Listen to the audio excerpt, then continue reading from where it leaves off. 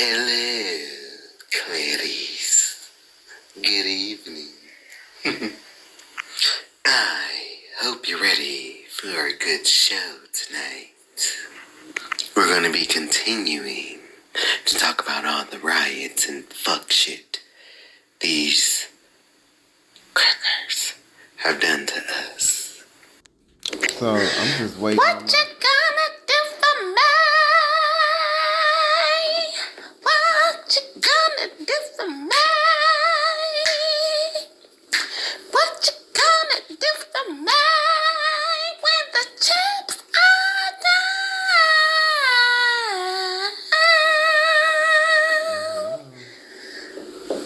We on, baby, we on? Yeah. Oh, okay.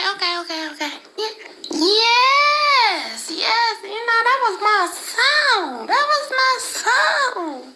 I was just telling Jimmy, what you gonna do for me when the chips are down?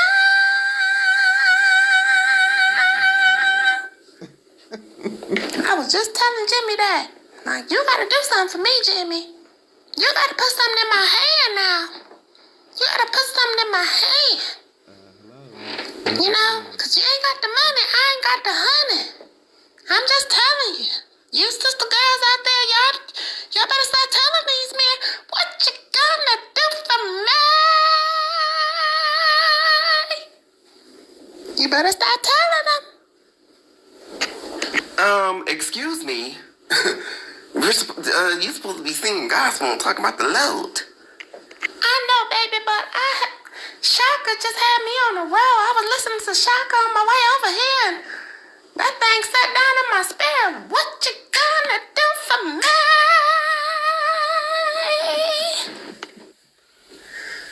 Please. Okay. I'm gonna stop playing with him.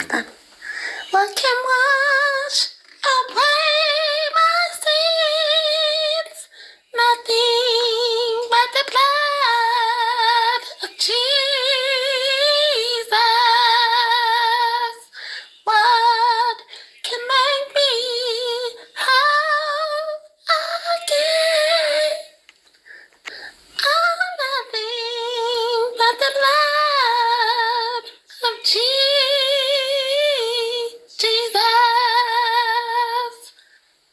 Oh, precious is the blood. You so silly. Yeah, don't blame with me because I'll take it back on you. I'll take it back on you. Well, speaking of taking it back, so we're gonna be talking about these riots and everything else. You go ahead and you take a break. You go ahead and you take a break. I got this. I got this, okay?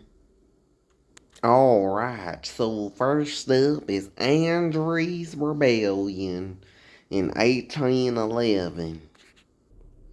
Alright, here we go. Andrew's Rebellion, 1811.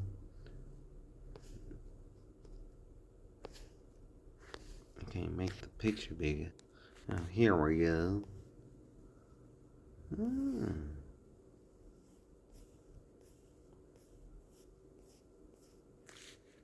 Andrew's Rebellion, also known as the German Coast Uprising, was a slave revolt that occurred in the territory of Louisiana between January 8th and 10th, 1811.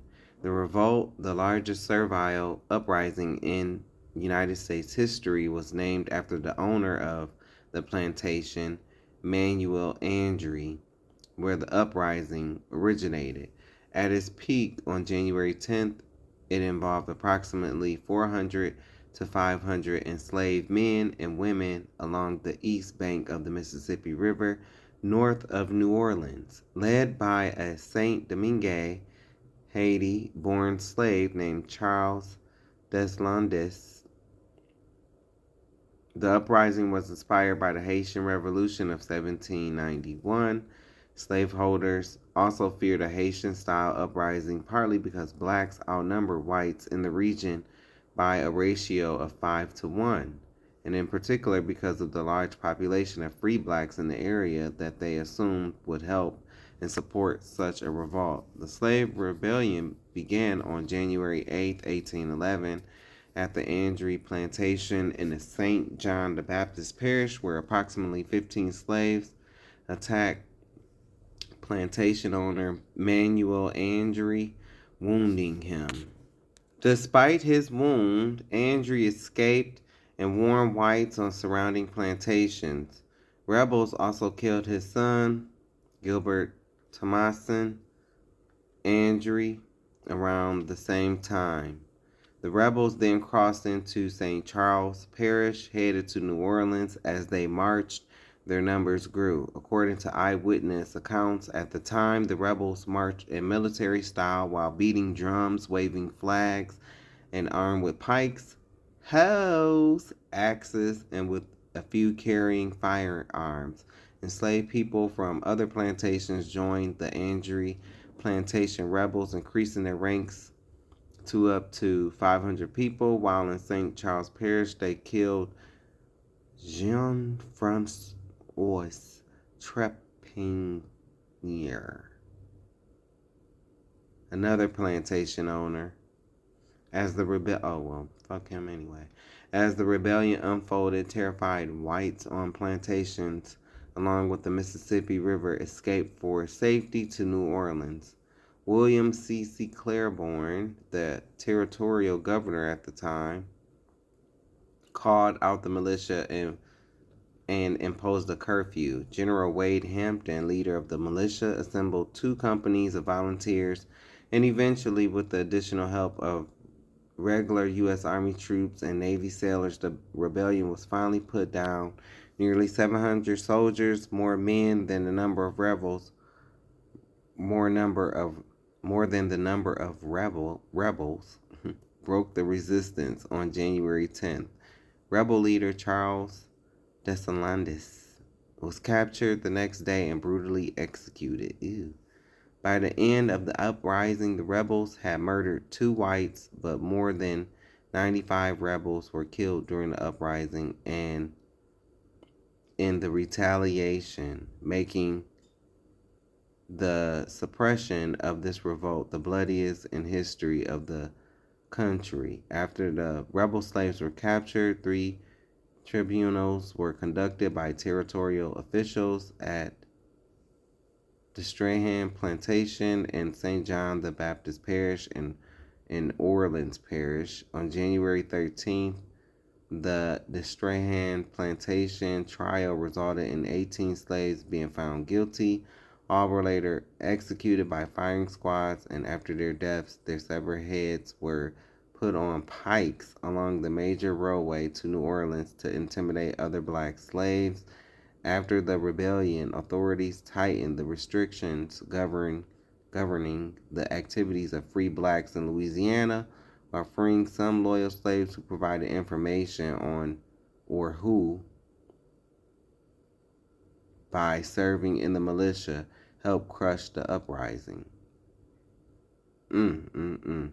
So what I learned is from this that Deuteronomy 28:15-68 is real. It was more of them. I mean, at first, and then we are always a detriment to ourselves because we always have that Judas spirit. That Judas, that's what I call it, the Judas spirit. Person who, that we have them amongst us now. What's his name? People like what? Tim Scott. These people that are Trump supporters and they black. You know what we call them? We always have people like that are willing to sell out. And so it's crazy. And this is who wrote this. So next on the list is Bacon's Rebellion. So I thought I should need to rebel from Bacon. Here we go. Bacon's Rebellion in 1676 was the last major uprising of enslaved blacks and white indentured servants in colonial Virginia. One consequence of the failed rebellion was the intensification of African slavery and the social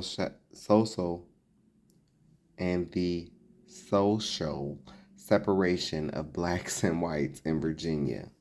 The origins of Bacon's rebellion rested with the conquest of the Powhatan Native Confederation 1644 through 1646 and the Confederation's lands being distributed to the English planter class.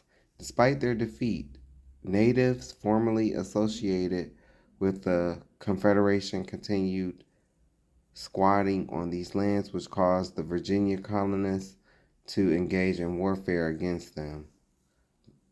How they squatting on their own land?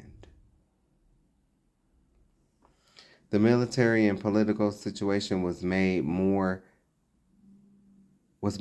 complicated by the presence of African slaves who, along with indentured servants, produced the colony's main crop, tobacco. Planters looked down upon the slaves, indentured servants, and landless freemen, both white and black, whom they called the giddy multitude. The two main antagonists during the rebellion, Virginia colonial Governor William Berkeley and landowner Nathaniel Bacon, who was related by marriage, were both purchasers of former Powhatan land near Jamestown.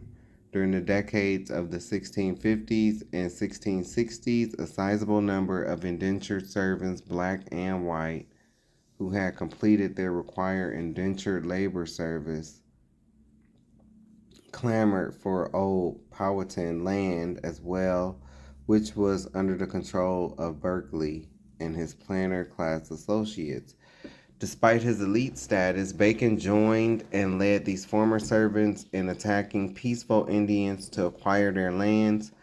Berkeley, however, fearing an outbreak war between whites and Indians on the frontier, jailed Bacon for a few months because of these attacks. Once released, Bacon declared himself the leader of the colony's former indentured servants, freemen, black and white, newly arrived landless immigrants from England, Scotland, or Ireland, and enslaved blacks, all of whom bonded together because of their common exploitation on the large tobacco estates. Understanding that the promotion of their grievances served his own interests for power and additional land, Bacon marched on Jamestown, the colonial capital, with 500 men and confronted Governor Berkeley, who escaped. Bacon then issued his Declaration of the People on July 30th, 1676. In this document, he accused Governor Berkeley of corruption and of being pro-Native American. The rebellion then meandered through the late summer months. On September 19th, Bacon and his followers returned to Jamestown and battled forces loyal to Governor Berkeley. He forced Berkeley and his followers to retreat and then burned the town. Despite his victory, Nathaniel Bacon died of dysentery in the Virginia bush in October 1676. John Ingram took over leadership of the rebellion, but by that point many of Bacon's followers had deserted the cause. British Royal Navy Captain Thomas Grantham, commander of the 33-gun warship, the Concord, confronted the remaining 400 rebels, indentured servants, freemen, and slaves, at their makeshift fortification called West Point. Grantham persuaded most of the men to disarm and surrender, but 80 enslaved men and 20 Englishmen resisted. Grantham promised them pardons once they left the fortification and returned with him to the Concord. Once on the vessel, his soldiers and sailors forced their capitulation.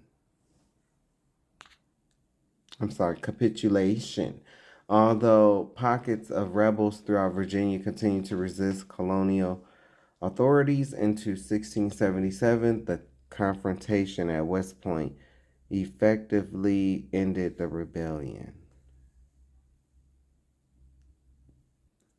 Next, Denmark Vesey Conspiracy of 1822. What did it say? Negro plot, huh? Oh, okay. Book describing the Denmark Vesey plot. Public domain image. Here we go. After one loyal slave told his master about a plot to seize the city of Charlestown, South Carolina, and kill all the whites, local authorities exposed the most comprehensive slave plot in the history of the United States. More than 1,000 free and enslaved blacks intended to be a part of this uprising, which was planned for some time in July 1822. Denmark Vesey, a free black carpenter and Methodist leader, used his position to organize blacks, who were especially angry about the recent decision to suppress their African church. South Carolina authorities moved swiftly once the plot was uncovered, and Vesey and 36 of his co-conspirators were hanged after a dubious trial. Their executions were accompanied by a massive demonstration of support from defiant free and enslaved blacks that required local militia and federal troops to restore order. Historical speculation about whether this event was a genuine slave plot or an exaggeration brought on by white panic continues to this day. Evidence brought to the trial indicated extensive correspondence between the accused slaves, including names, places, times, numbers, dates, and other specific information, all of which points more to conspiracy than unfounded panic among whites. Yeah, they were scared that we was gonna get them how they got us, huh? The conspiracy ironically helped politicize black communities throughout the United States, particularly after anti-slavery activists began referring to Denmark Vesey as a hero. Frederick Douglass was the first, but not the last, to use Vesey's name as a battle cry to the first all-black infantry during the Civil War. Gabriel's Rebellion, Procedural, 1775 through 1800.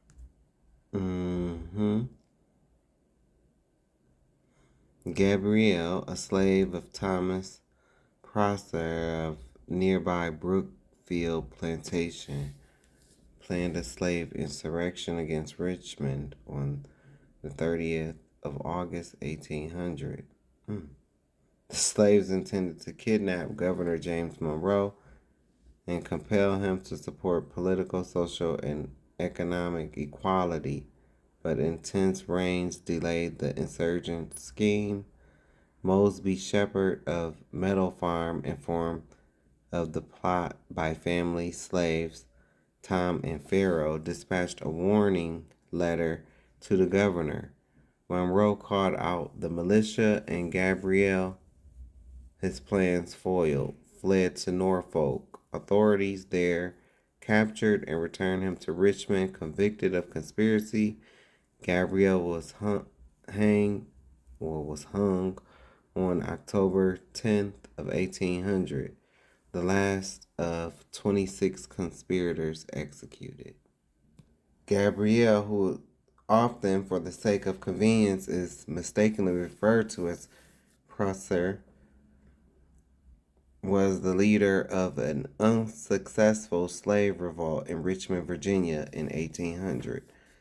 Born into slavery around 1775, Gabriel was the chattel of Thomas H. Prosser of Henrico County, Virginia. Little is known of his life before the revolt that catapulted him into notoriety. Gabriel's two brothers, Solomon and Martin, and his wife, Nanny, were all owned by Thomas Prosser and all participated in the insurrection. At the time of the insurrection, Gabriel was 24 years old, 6 feet 2 inches tall, literate, and a blacksmith by trade. He was described by a contemporary as a fellow of courage and intellect above his rank in life. With the help of other slaves, including Jack Bowler and George Smith, he devised a plan to seize control of Richmond by killing all of the whites, except the Methodists, Quakers, and Frenchmen, and then establishing a kingdom of Virginia with himself as monarch.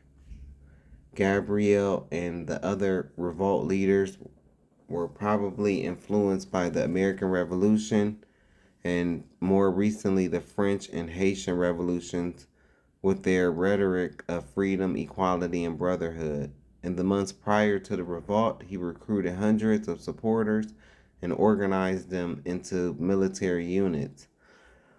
Although Virginia authorities never determined the extent of the revolt, they estimated that several thousand planned to participate, including many who were to be armed with swords and pikes made from farm tools by slave blacksmiths. Oh, it was about to go down. Gabriel planned to initiate the insurrection on the night of August 30th, 1800. However, earlier in the day, two slaves who wanted to protect their master betrayed the plot to Virginia. Told you, it was always some Judas. That's why I wanted to do this, y'all. To show you. Nah, slavery wasn't a choice. It wasn't a choice. You have the majority of people was ready to organize, ready to get it on. But you always had these Judas motherfuckers. And it's still the same way today. It's still the same way. I don't care. A group of young black men, it's a Judas in one of them. It's a Judas that's in one of them. One of them got that Judas spirit. Don't get too above him, because he going to definitely knife you in the back. It's crazy, man.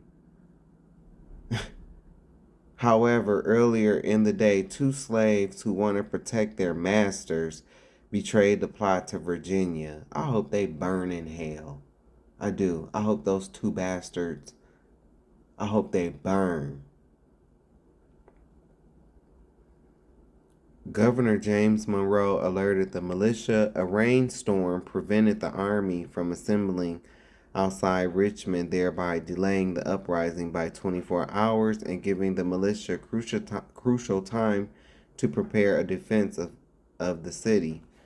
Realizing their plan had been discovered, Gabriel and his co-conspirators dispersed into the countryside. About 35 leaders were captured and executed, but Gabriel was able to escape to Norfolk, where he was betrayed by other enslaved people for the reward. You don't see black people? Do you see how they use us against each other? They still doing it to this day. In judgment, we're going to find out, nah, y'all had plenty of black messiahs, but your own people kept y'all enslaved because of this fuck shit that y'all would do. Getting a little bit of a reward, a little piece of cheese, Just a little slice.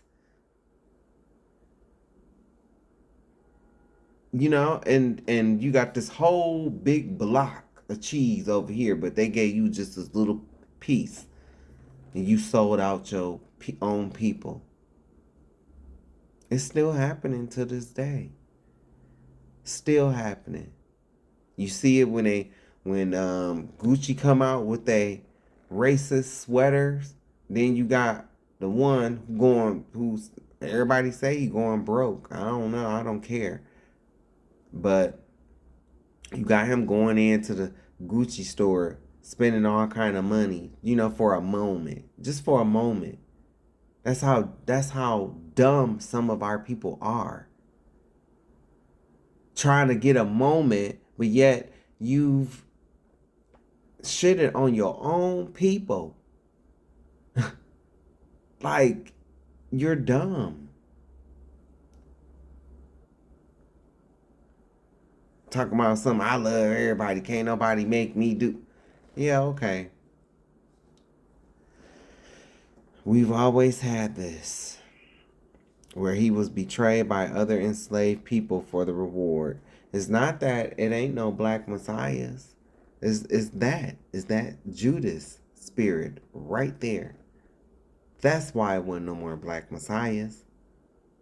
Because in order to be a quote unquote black messiah, the very people that you're trying to save is the ones that's gonna turn you in. I guarantee you. Let one rise up. Guarantee you it's gonna be somewhere in the story. That one friend or that one person who he thought was their friend, because that person wasn't blessed with gifts, they jealous. They ain't gonna show it until the end. That's how it is.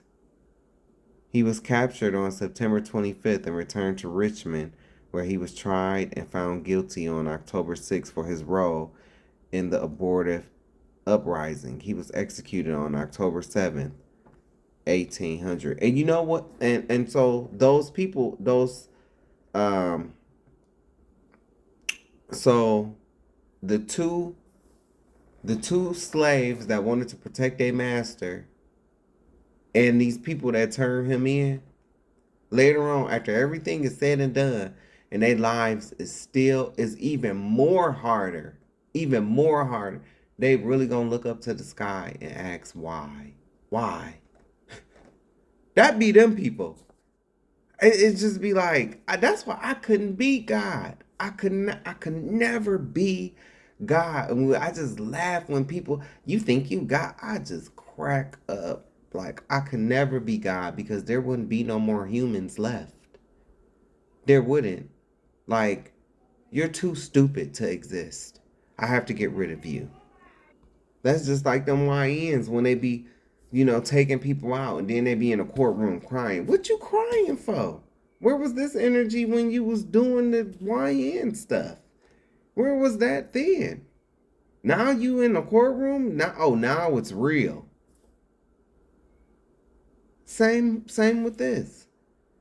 But this is how I know that we are the children of Israel. Because this is how the Israelites acted when we were in Egypt. This is exactly how they acted. We always been like this. This is why I wanted to read this, because you're going to find out in these stories, when you do the research, you're going to find out like, damn, why is it always our own people that turn on each other? Because of the curses of Deuteronomy 28, 15 through 68. You see it then, they took Malcolm X's own people that look like him, paid by them people to take him out.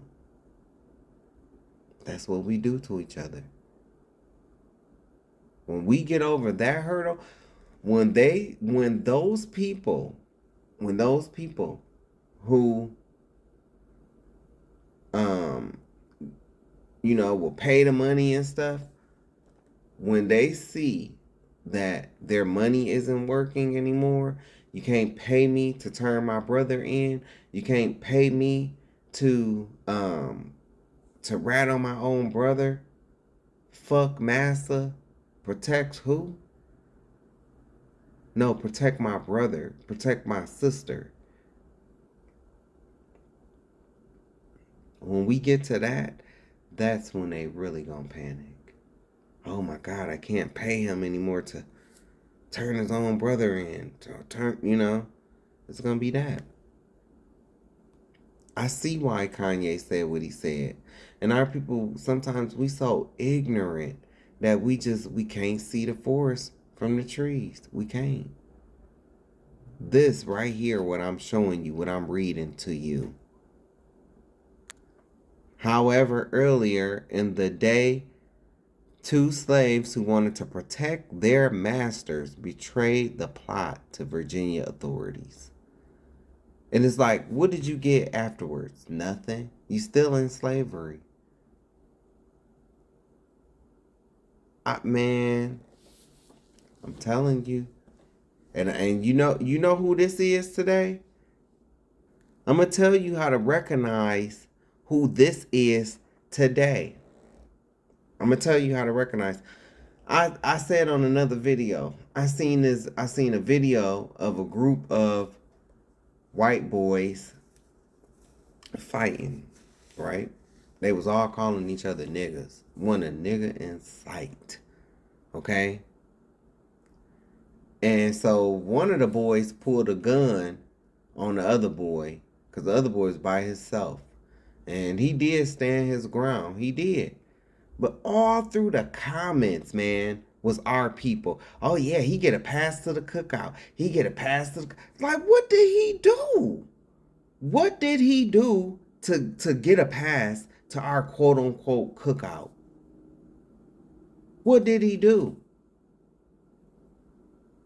Nothing. It don't take much. That's what I be saying. The majority of black, they like chicken heads. It's anything shiny will get their attention, or some drama, or something like that. It's just, then we wonder why we stay in this condition. We wonder why. And even in this, how this is working out, this is a part of the curses. This was a part of the curses. That's why all of a sudden a rainstorm happened that prevent them. That's the curses. Anyway, that's the dude who wrote this, I guess. The indentured servants plot. During the summer of 1663, indentured servants held for several years of service in the Potank River and Puritan Bay region plotted an insurrection against their masters to occur on September 13, 1663. It was prevented when John Birkenhead, a servant of Major John Smith of Gloucester County, I think that's how you pronounce it, informed the authorities of the planned uprising. For his honest affection of the preservation of this country, the Virginia House of Burgesses on September 16th granted Birkenhead his freedom and 5,000 pounds of tobacco. In addition, the Burgesses proclaimed that September 13th would henceforth annually be kept holy. The Gloucester County Conspiracy, also known as the Service Plot or Birkenhead's Rebellion, took place in Virginia in 1663. The plan involved a rebellion of African, English, Irish, and native indentured servants and slaves plotting against authorities in Gloucester County, Virginia on September 1st, 1663. 9 indentured servants, John Gunter, William Bell, Richard Derbyshire, John Hayti, Thomas Jones, William Ball, William Pulte, William Bendel, and Thomas Collins met at a small house belonging to Peter Knight in the woods near Cook's Quarter in Gloucester County to plan the rebellion. Bell and Gunter were appointed leaders of the rebellion. The group also planned to meet the following Sunday, September 6, 1663, at a place called Poplar Spring. The plan was for the servants to bring enough weapons that they could scavenge and steal that they hoped would arm a company of 30 men. The plan was for the servants to bring enough weapons that they could scavenge and steal that they hoped would arm a company of 30 men. From Poplar Spring, they would march to the home of Virginia's colonial lieutenant governor Francis Willis, a member of the governor's council, to seize more arms and a much needed drum. The group has recruited a drummer from the county militia company named Major John Smith. The group's main destination, however, was the Green Spring mansion of Governor Sir William Berkeley, where they would demand that all indentured servants who were normally required to serve 7 years of indenture be released instead 1 year from the beginning of their service. Instead of 1 year from the beginning of their service. It is unclear as to how the status of enslaved people would change. John Birkenhead, one of the indentured servants who attended the meeting, betrayed the conspirators and shared the plans to Governor Berkeley. In response, the governor arranged for the conspirators to be ambushed at their meeting place and arrested. The general court tried the captured servants for treason, and they were later hanged. On September 16, 1663, the Virginia House of Burgesses rewarded Birkenhead his freedom and 5,000 pounds of cotton for revealing the plot. I thought it was tobacco. Historian Robert Beverly Jr., in his 1705 The History of Virginia, gave much of the initial information about the Gloucester County conspiracy, although he placed the date of the rebellion somewhere between September 6th and September 13th. In 1898, author Mary Johnson released a romantic novel called Prisoners of Hope based on Gloucester County conspiracy plot. The Gloucester County conspiracy would mark one of the few times that indentured servants and enslaved people plotted together to gain their freedom, but numerous servile insurrection will follow in what will become the United States. You need to work better on that English and on the grammar, sir, because this is riddled with punctuation errors and grammar. But I'm appreciative. Thank you. Thank you. What's next? Igbo landing mass suicide in 1803. And y'all, I ain't gonna even front. Today, I worked an 8-hour shift. So I am a little bit tired, but I gotta get this work done because, this is my other thing that's important to me. And so I have to get this done. But yes, I am tired. I worked an 8-hour shift today. So coming from that, then doing this, yeah, brother tired. All right, it's a Igbo landing mass suicide, 1803. Let me see.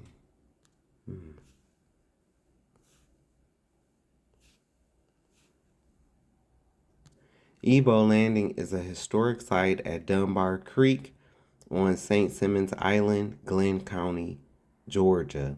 In 1803, one of the largest mass suicides of enslaved people took place when Igbo captives from what is now Nigeria were taken to the Georgia coast. In May 1803, the Igbo and other West African captives arrived in Savannah, Georgia, on the slave ship the Wanderer. They were purchased for an average of $100 each by slave merchants John Cooper and Thomas Spaulding. Damn, just $100. They were purchased for an average of $100 each by slave merchants John Cooper and Thomas Spaulding to be resold to plantations on nearby St. Simons Island. The chained slaves were packed under deck of a coastal vessel, the York, which would take them to St. Simons. During the voyage, approximately 75 Igbo slaves rose in rebellion, took control of the ship, drowned their captors, and in the process caused the grounding of the ship in Dunbar Creek.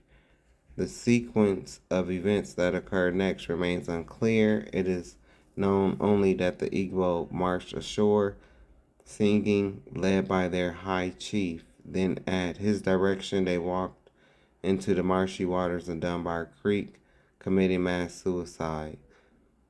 Roswell King, a white overseer on the nearby Pierce Butler plantation, wrote the first account of the incident.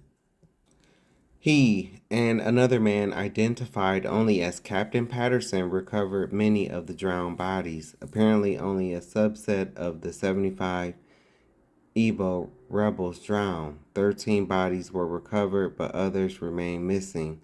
Some may have survived the suicide episode, making the actual numbers of deaths uncertain. Regardless of the numbers, the deaths signaled a powerful story of resistance as these captives overwhelmed their captors in a strange land, and many took their own lives rather than remain enslaved in the new world. The Igbo landing gradually took on enormous symbolic importance in local black folklore. The mutiny and subsequent suicide by the Igbo people was called by many locals the first freedom march in the history of the United States. Local people claimed that the landing and surrounding marshes in Dunbar Creek, where the Igbo people committed suicide in 1803, were haunted by the souls of the deceased Igbo slaves. The story of the Igbo who chose death over slavery, which had long been part of Gullah folklore, Gullah folklore, was finally recorded from various oral sources in the 1930s by members of the Federal Writers Project. While many historians for centuries have cast doubt on the Igbo landing mass suicide, suggesting that the entire incident was more legend than fact, the accounts Roswell, King, and others provided at the time were verified by post-1980 research, which used modern scientific techniques to reconstruct the episode and confirm the factual basis of the long-standing oral accounts. In September 2002, the St. Simon's African American community organized a 2-day commemoration with events related to Igbo history and a procession to the site of the mass suicide. 75 attendees came from different states across the United States, as well Nigeria, Brazil, and Haiti. The attendees designated the site as a holy ground and called for the souls to be permanently at rest. The Igbo landing is now part of the curriculum for coastal Georgia schools. Nat Turner. Number 50, Nat Turner. What did you do with Nat Turner? Look at that cracker.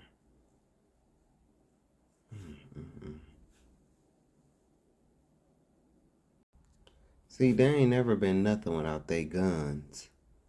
They've never been nothing without they guns.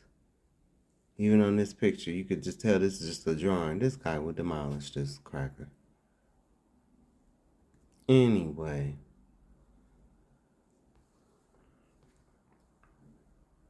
Nathaniel Nat Turner was born in Southampton County, Virginia on October 2nd, 1800, the son of slaves owned by Benjamin Turner, a prosperous farmer, taught to read by the son of his owner. Turner studied Christianity, which he interpreted as condemning slavery.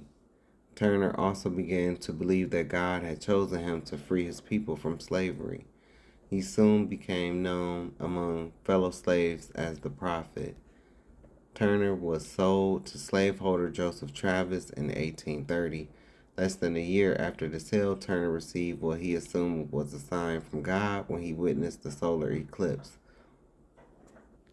After sharing this experience with a few close friends, they began to plan an insurrection. While still planning the uprising, Turner saw that the color of the sun had changed to a bluish green, which he believed was the final sign to initiate the uprising. With his confidence, Turner and 7 other slaves moved forward with their plans. They first murdered the entire Travis family,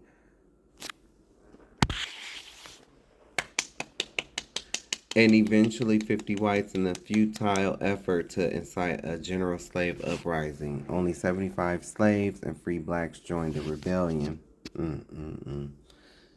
They were soon pursued by over 3,000 members of the state militia.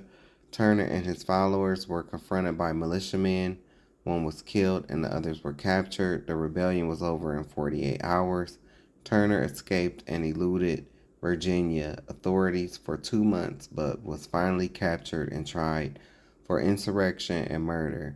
After being tried on November 5th, 1831, he was executed on November 11th. 1831. In retaliation for the abortive rebellion, nearly 200 innocent slaves were killed. Although Nat Turner did not end slavery as he may have hoped, he nonetheless shook the institution to its core.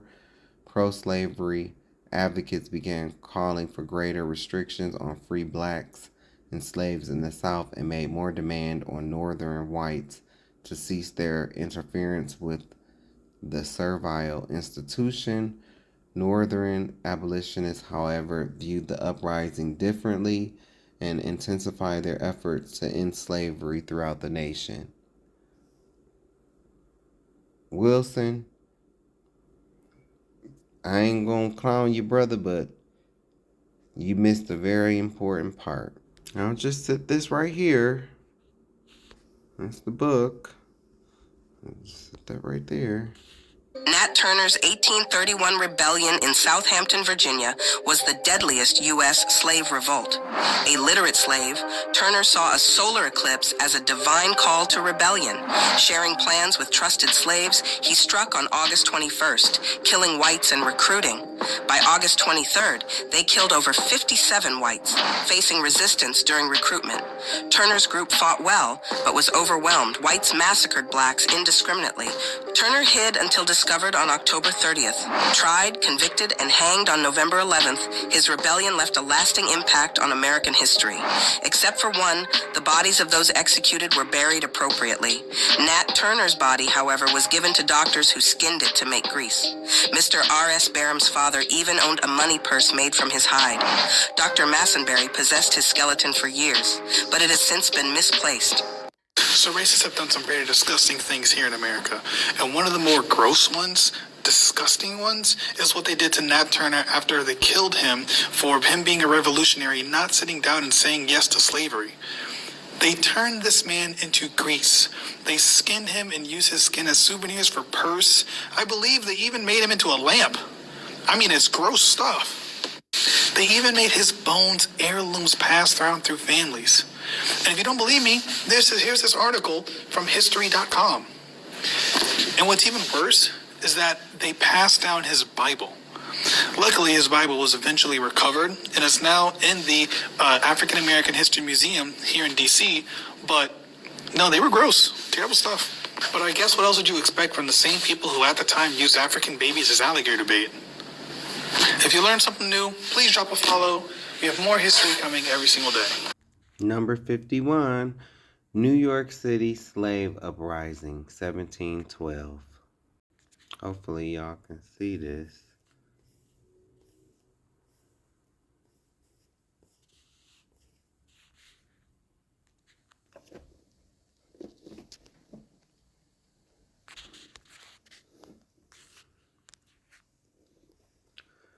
New York City Slave Uprising, 1712. Between 25 and 50 blacks congregated at midnight in New York City, New York, on April 6, 1712, with guns, swords, and knives in hand. The slaves first set fire to an outhouse, then fired shots at several white slave owners who had raced to scene to fight the fire. By the end of the night, 9 whites were killed and 6 whites were injured.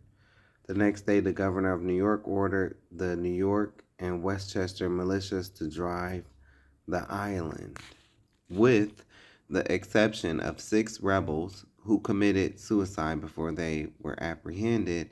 All of the rebels were captured and punished with ferocity, ranging from being burned alive to being broken at the wheel. And this is what that means. So when you people like, oh, they didn't use horses to split people. That was only done in the Middle Ages. Well, guess what, Marasaka? With the exception of 6 rebels who committed suicide before they were apprehended, all of the rebels were captured and punished with ferocity, ranging from being burned alive to being broken at the wheel. What does that mean? Oh, you mean this? Was a torture method used for public execution primarily in Europe from antiquity through the Middle Ages.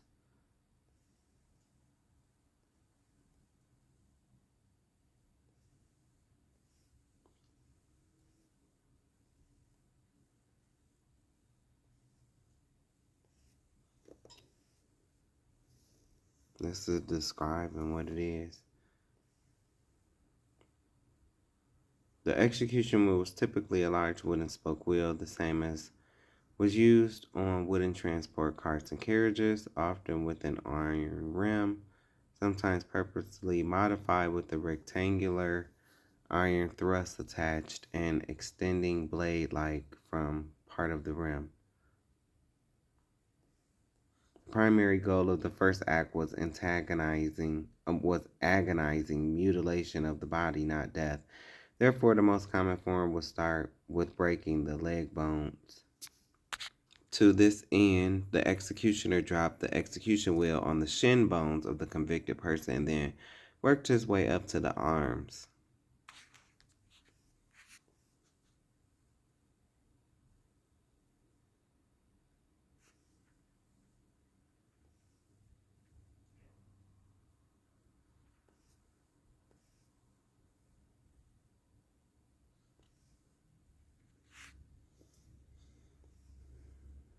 If the convict fell from the wheel still alive, or the execution failed in some other way, such as the wheel itself breaking or falling from its placement, it was interpreted as God's intervention.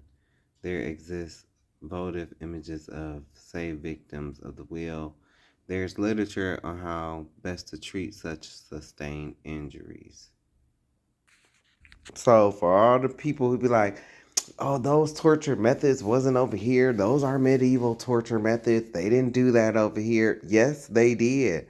How are you going to say, okay, the same people that came from where they were doing these torture methods, those are the people that came over here. Oh, so that what? They just came, but they left their torture methods over there? No, dummy. They did the same thing. These were Englishmen, quote unquote. You know, I call them cave dwellers, but they were quote unquote Englishmen and Frenchmen. And so they learned these tactics over there and they brought them over here. It's not hard to figure out. But the swift punishment of the guilty was not enough to quell the concerns of slave owners and their political body. Within months, the New York Assembly passed an act for preventing, suppressing, and punishing the conspiracy and insurrection of Negroes and other slaves. Masters were permitted to punish their slaves at their full discretion, not extending to life or member. Even the manumission of New York slaves was deterred by this bill. Masters were required to pay £200 security to the government and a £20 annuity to the free slave. Despite these stringent laws, New York would escape slave rebellion for only 29 years. Number 52, the New York Slave Conspiracy, 1741. New York Slave Conspiracy, 1741. The New York Slave Conspiracy of 1741 is an extraordinarily complex story. Some historians have dismissed the idea that slaves actually conspired to overthrow chattel bondage and gain their freedom, while others have argued that the events in New York were part of a mixed rebellion of the Atlantic proletariat. What is clear about this incident is that it is an example of an abuse of power and a misuse of law and community values by white colonists. Between the months of March and April, 10 fires blazed in the city, culminating with 4 fires on a single day in early April. A grand jury concluded that the fires were the work of black arsonists who had ties to a larger conspiracy to burn the city and murder all the white people. More than 100 slaves were brought into the basement of the city hall on charges of burglary, arson, and insurrection. 13 slaves were burned at the stake and 70 others were sold into the back-breaking slavery of the Caribbean. 2 white men and 2 white women were also hanged. 7 other whites were permanently expelled from New York City. Critics from New England accused the New Yorkers of imagining the plot and did not hesitate to point out similarities between the events of April 1741 and the Salem, Massachusetts witch trials of 1692. In fact, the nature of the confessions closely resembled the confessions at Salem. During their interrogation, slaves were beaten, harassed, and heckled by whites. These tactics probably contributed to the confession of 81 blacks. After the confessions, executions, and deportations, the New York Assembly expanded its night watch, passed a restriction on slaves fetching water at any but the nearest pump, and decided to import its slaves no longer from the Caribbean, which had previously supplied New York with nearly 3/4 of its slave population, but from Africa instead, because the colonists believed that African slaves were less likely to organize than slaves from the Caribbean. Number 53, San Miguel de Guadalupe Slave Rebellion, 1526. Then we'll move on to the Stono Rebellion of 1739. And this is the image. San Miguel de Guadalupe is a former Spanish colony founded in 1526 by Lucas Vasquez de Ayan. It was the third settlement in North America north of Mexico. In the early 1500s, Spaniards were conducting expeditions to the area now known as South Carolina and Georgia to kidnap Native American slaves. In 1521, wealthy planter, lawyer, and magistrate Lucas Vasquez de Ayan dispatched an expedition led by Francisco Gordillo to the Bahamas to capture natives, and Gordillo returned with 70 natives. Ayan took a recently baptized native with him to Spain to speak with the court chronicler about his homeland and people, as well as tales of valuable gems found in the region. After meeting with the king, Ayan received a royal patent giving him permission from King Charles V and the Royal and Supreme Council of Indies to establish a settlement on the eastern seaboard in 1523. In April of 1525, Ayan hired Pedro de Cuello, who set sail with 2 boats and 60 men to explore the new region. When Cuello returned successfully, Ayan began to assemble a crew and select the passengers for the impending new settlement. The fleet consisted of 6 ships, approximately 600 to 700 people, supplies, and livestock that included pigs, cows, sheep, and 100 horses. Among the passengers were approximately 100 enslaved black people from previous expeditions and trade. On August 9th, 1526, the fleet lost its flagship when it struck a sandbar and sank off the coast of South Carolina. The court interpreter and other natives brought along as guides deserted the fleet and escaped into the woods. After building a replacement ship, Ayan and his fleet moved 200 miles south, and upon landing, immediately began building houses and a church. On September 29, 1526, the settlement was christened San Miguel de Guadalupe, sometimes called San Miguel de Guadalupe, a reference to the local Guale tribe. The settlers quickly suffered from dysentery, hunger, cold, and native attack. On October 18th, Ayan died, and leadership of the settlement was assumed by Captain Francisco Gomez, who wanted to stay at the settlement and wait for fresh supplies to arrive. Another faction led by Gines Danso and his lieutenant Pedro de Bazan wanted to leave the settlement and return home.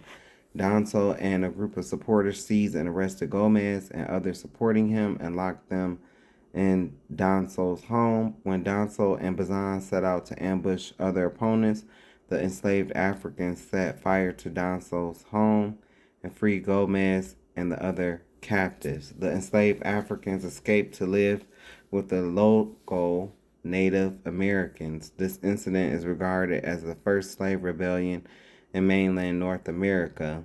By July 1527, only 150 of the original settlers had survived and returned home to Hispaniola.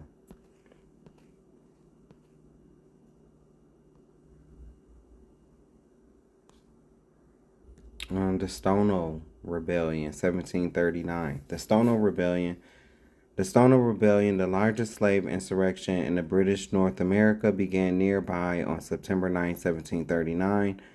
About 20 Africans raided a store near Wallace Creek, a branch of the Stono River. Taking guns and other weapons, they killed 2 shopkeepers. The rebels marched south toward Promised Freedom in Spanish Florida, waving flags, beating drums, and shouting liberty. On Sunday, September 9th, 1739, the British colony of South Carolina was shaken by a slave uprising that culminated with the death of 60 people, led by Anglo and named Jimmy. A band of 20 slaves organized a rebellion on the banks of the Stono River. After breaking into Hutchinson's store, the band, now armed with guns, called for their liberty. As they marched, overseers were killed and reluctant slaves were forced to join the company. The band reached the Edisto River, where white colonists descended upon them, killing most of the rebels. The survivors were sold off to the West Indies. The immediate factors that sparked the uprising remain in doubt. A malaria epidemic in Charlestown, which caused general confusion through Carolina, may have influenced the timing of the rebellion. The recent August 1739 passage of the Security Act by South Carolina Colonial Assembly may also have played a role. The act required all white men to carry firearms to church on Sunday. Thus, the enslaved leaders of the rebellion knew their best chance for success would be during the time of the church services, when armed white males were away from plantations. After the Stono Rebellion, South Carolina authorities moved to reduce provocations for rebellion. Masters, for example, were penalized for imposing excessive work or brutal punishments of slaves, and the school was started so that slaves could learn Christian doctrine. See? In a colony that already had more blacks than whites, the assembly also imposed prohibitive duty on the importation of new slaves from Africa and the West Indies. Authorities also tightened control over the enslaved. The assembly enacted a new law requiring a ratio of 1 white for every 10 blacks on any plantation, and passed the Negro Act of 1740, which prohibited enslaved people from growing their own food, assembling in groups, earning money they, rather than their owners, could retain, or learning to read. Okay, and so the next three: the Amistad Mutiny, 1839, the Creole Case, 1841, the Slave Revolt in the Cherokee Nation, 1842. This is 54, 55, 56, 57. 54, I just read the Stono Rebellion.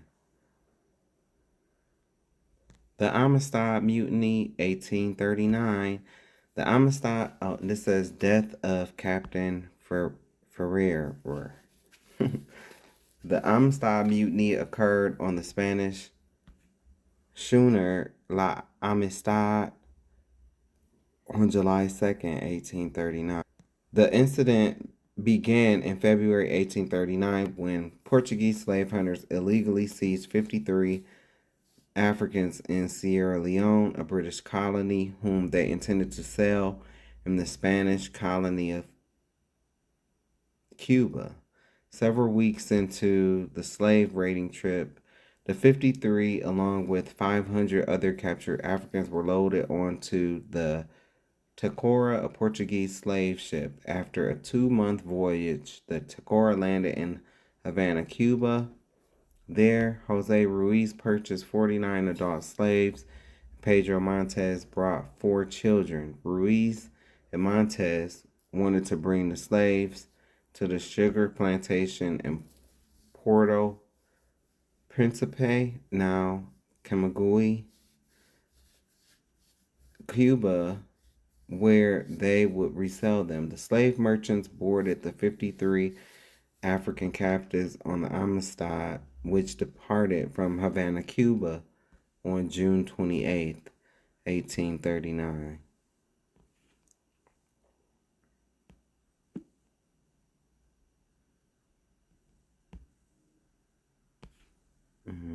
That's him. Because the captives on the ship experienced harsh treatment by their captors 4 days into the voyage on July 2nd, 1839, one of them, Joseph Sinique, also known as Singbei P.A., freed himself. After freeing other captives and helping them find weapons, Sneakway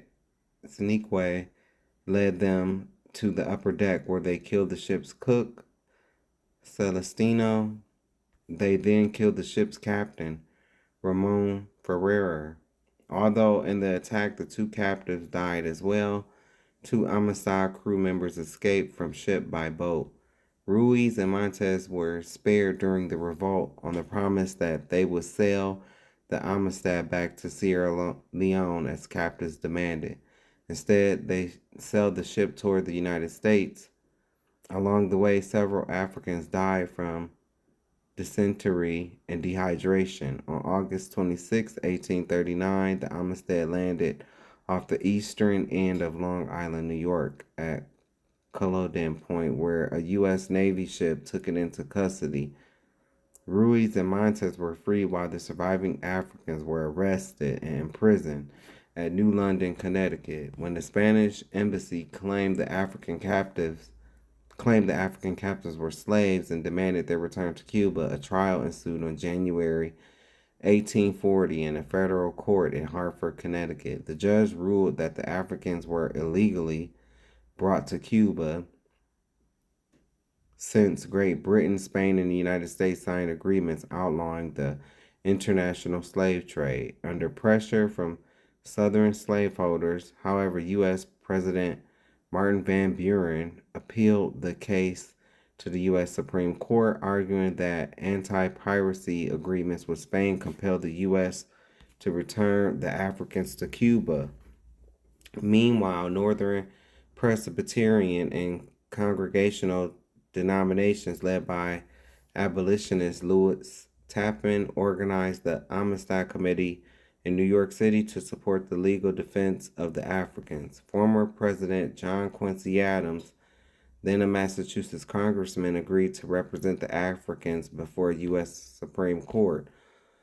On March 9, 1841, the Supreme Court upheld the lower court ruling in the United States versus the Amistad with a 7-1 decision declaring that the captives were illegally kidnapped and thus were free. Soon afterwards, Northern abolitionists raised funds to pay for African men and boys and 3 girls to return to Sierra Leone. On November 25, 1841, the surviving Amistad captives departed from New York Harbor for Sierra Leone.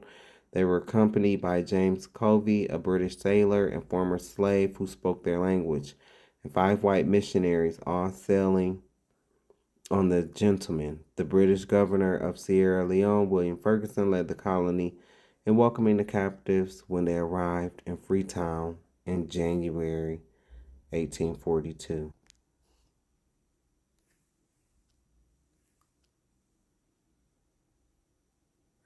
The Creole Case, 1841.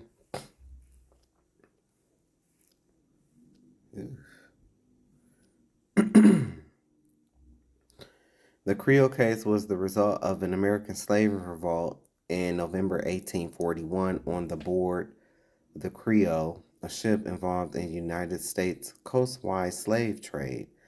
As a consequence of the revolt, 128 enslaved people won their freedom in the Bahamas, then a British possession. Because of the number of people eventually freed, the Creole Mutiny was the most successful slave revolt in U.S. history. In the fall of 1841, the brig Creole, which was owned by the Johnson and Epperson Company of Richmond, Virginia, transported 135 slaves from Richmond for sale in New Orleans, Louisiana.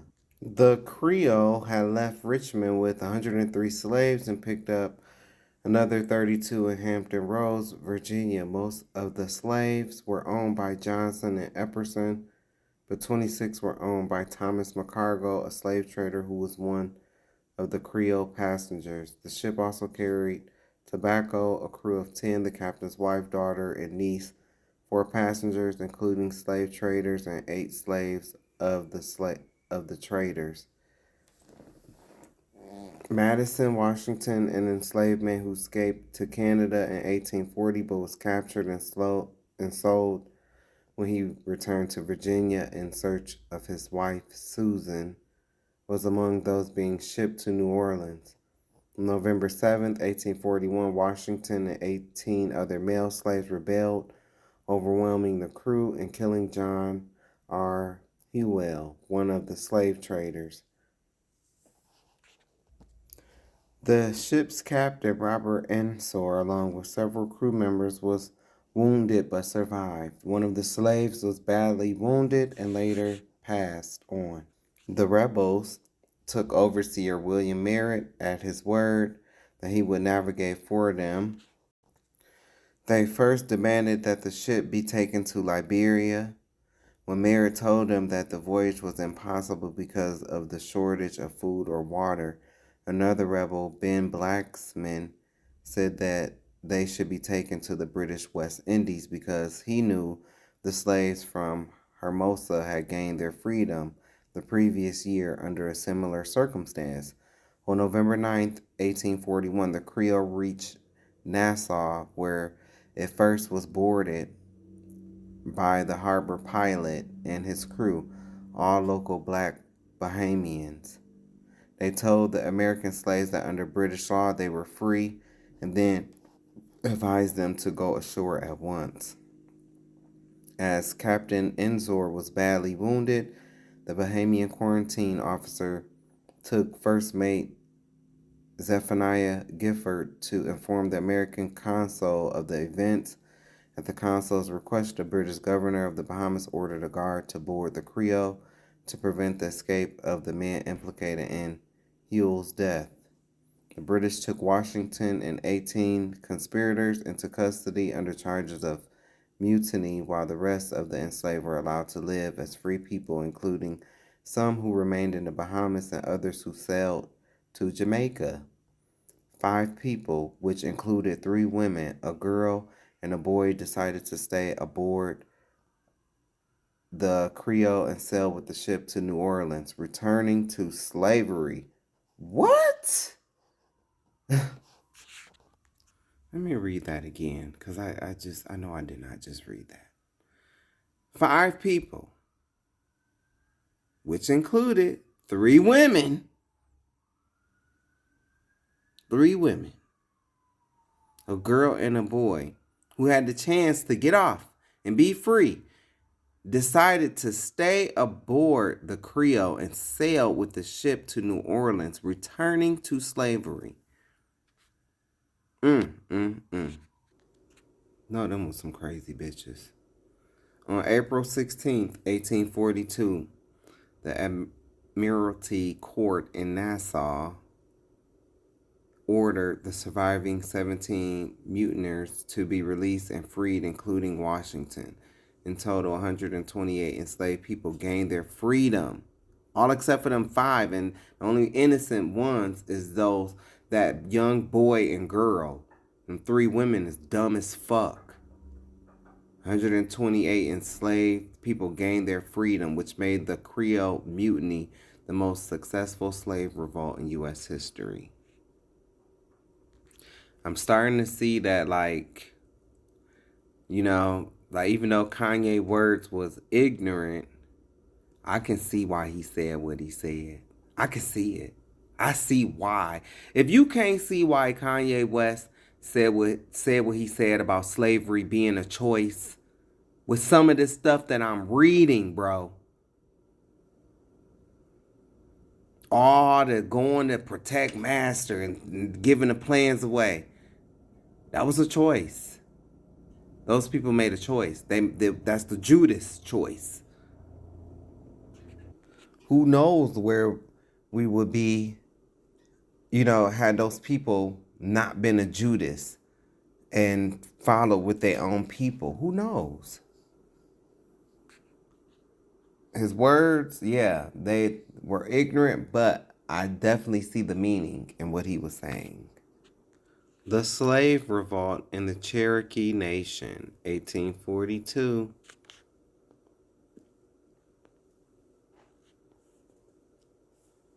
Look at that panhandle.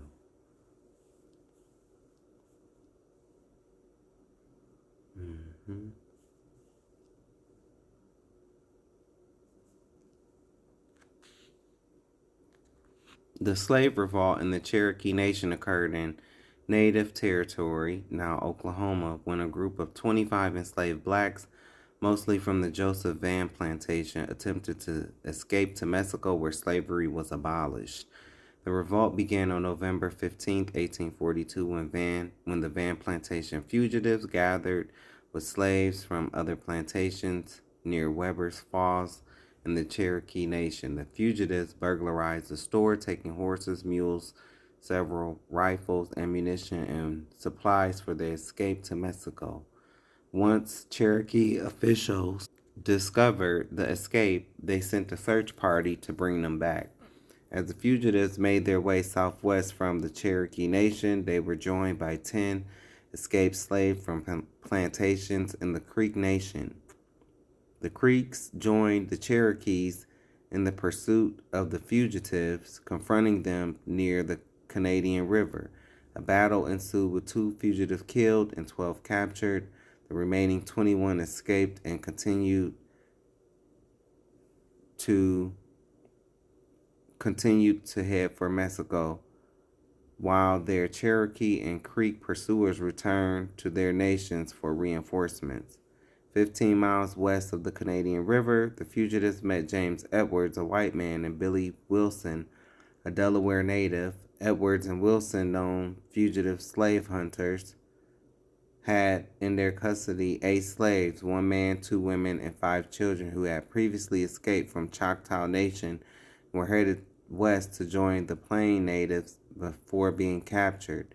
The Cherokee and Creek fugitive killed Edwards and Wilson and added the Choctaw fugitives to their group and continued the journey to Mexico. Good. Noting the fact that fugitives from 3 of the 5 major nations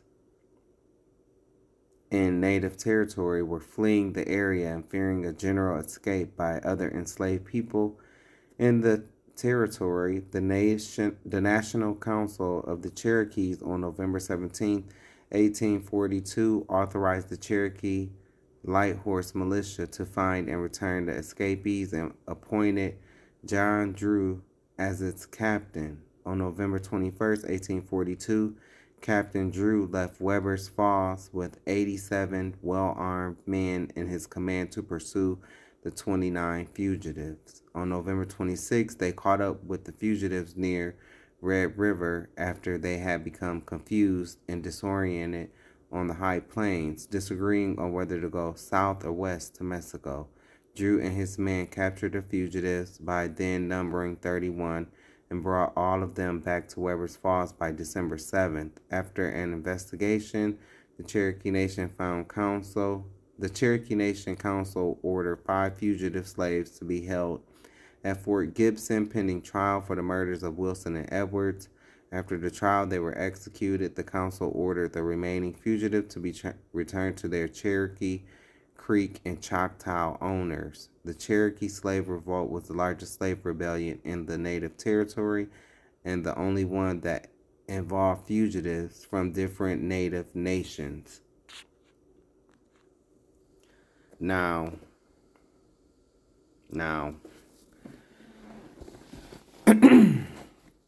is what I want to say to to native people, because some native people have a lot of disdain for black people, and we see why.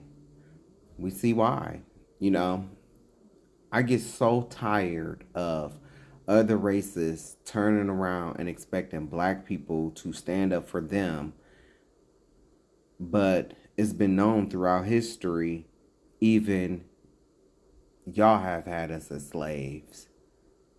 After y'all got y'all asses whooped and y'all land taken from y'all, then y'all turned around and treated others like how you were treated.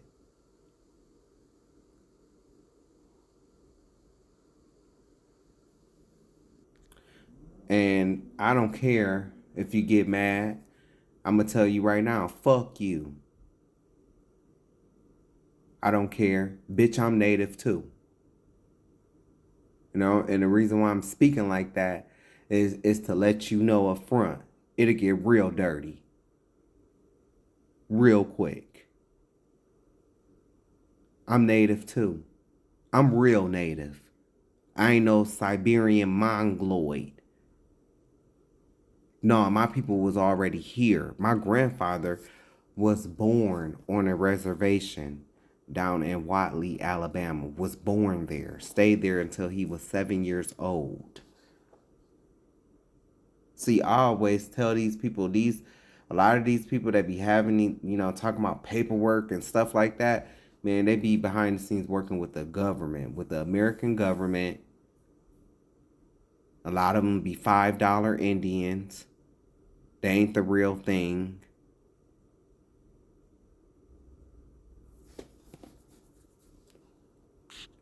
And I ain't talking to my ones that look black. I'm talking to you ones that look Asian. You know who you are.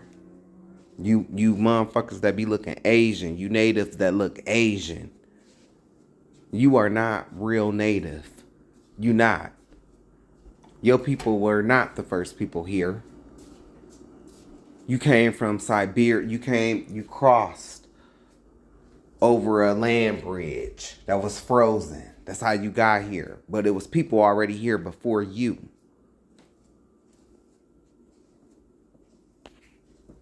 But notice, they got reparations though. They got reparations. They got, the Japanese, they done got their reparations. The Chinese, everybody but the real Jews. It's a reason for that. The Fugitive Slave Act of 1850 was very harmful to black people. It allowed the capture and return of free African Americans and those who had escaped slavery, which meant they lived in constant fear. The law also denied them legal rights, like a trial by jury, and forced Northerners to help in their capture.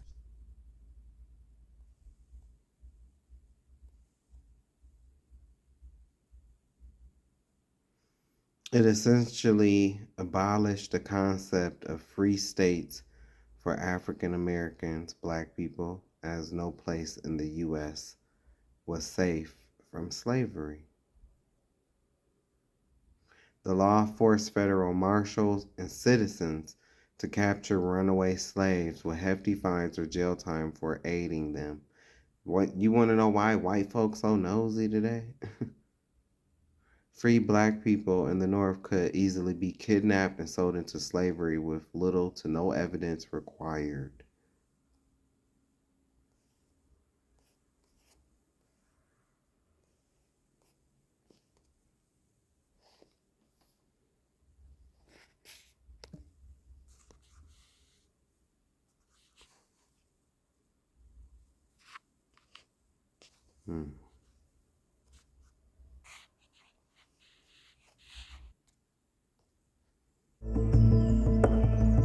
Infuriated by all the runaways, Southerners pushed for harsh laws to staunch the flow, culminating in the notorious Fugitive Slave Act of 1850, a watershed moment in American history.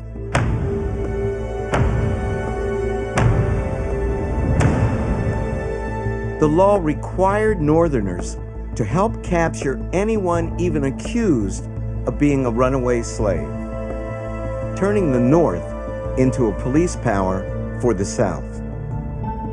It also placed every free black person in terrible danger. Every time you walked on the street, you were subject to being claimed as a slave.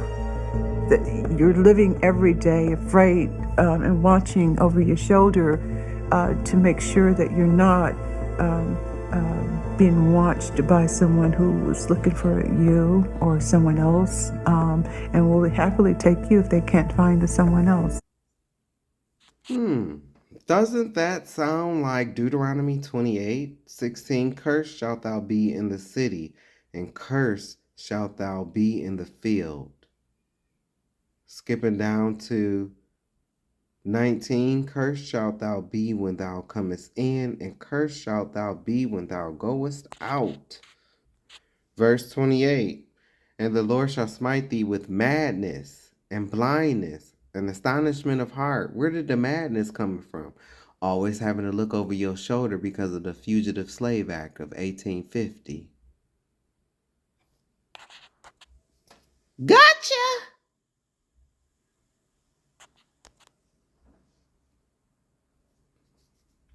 The Lord shall smite thee with madness and blindness and astonishment of heart, and thou shalt grope at noonday as the blind gropeth in darkness, and thou shalt not prosper in thy ways, and thou shalt be only oppressed and spoiled evermore, and no man shall save thee. The verse 49, the Lord. No, we're gonna start up. Verse 48, therefore shalt thou serve thine enemies, which the Lord shall send against thee in hunger and in thirst and in nakedness and in want of all things. And he shall put a yoke of iron upon thy neck till he have destroyed thee. The Lord shall bring a nation against thee from afar, from the end of the earth, as swift as the eagle flieth, a nation whose tongue thou shalt not understand English, a nation of fierce countenance, which shall not regard the person of the old, nor show favor to the young. That Fugitive Slave Act of 1850, it shows kind of sound like, that. Hold on, let me play this again, and then I'm gonna hit you with the scripture. Let me play this again. Infuriated by all the runaways, Southerners pushed for harsh laws to staunch the flow. Oh, you mean the nation that was sent, whose tongue that we wouldn't understand it, that wouldn't show regard to the old or to the young? Them? These people right here? Oh, okay. Culminating in the notorious Fugitive Slave Act of 1850, a watershed moment in American history.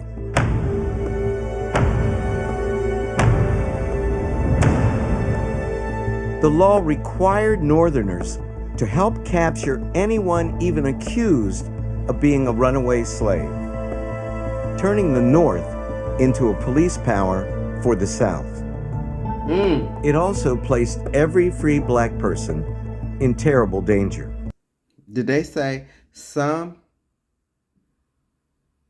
No, they said every free, right? Oh, so that mean the kids too, right? Oh, the young, and then that mean the elderly too, right? Okay. Just making sure. We on the Every same time you page. walked on the street, you were subject to being claimed as a slave. You're living every day afraid and watching over your shoulder to make sure that you're not being watched by someone who was looking for you or someone else, and will happily take you if they can't find the someone else. Her hair is beautiful. She's beautiful too, but I'm just saying her hair was beautiful. Oh, so you mean Deuteronomy 28, verse 65. And among these nations shalt thou find no ease, neither shall the sole of thy foot have no rest. But the Lord shall give thee there a trembling of heart, and failing of eyes, and sorrow of mind, and thy life shall hang in doubt before thee, and thou shalt fear day and night, and shall have no assurance of thy life. That's what she just described, man. Did the Ewish, did they go through that? Did the Ewish people go through that, or did we go through that? Because when I read this, it kind of sounds like just talking about us, the stuff that we went through. Because, everybody wants our rhythm, but nobody wants our blues, right? What blues? This stuff?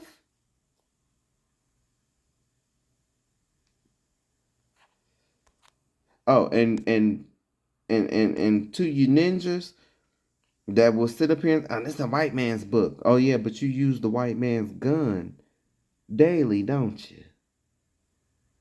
You ain't lost faith in the white man's gun. But you lost faith in your own history book. Where you think you going, brother, sister? Number 58, the Fugitive Slave Act of 1850. And and the Christiana Riot of 1851 is number 59. All right, so the Christiana Riot of 1851.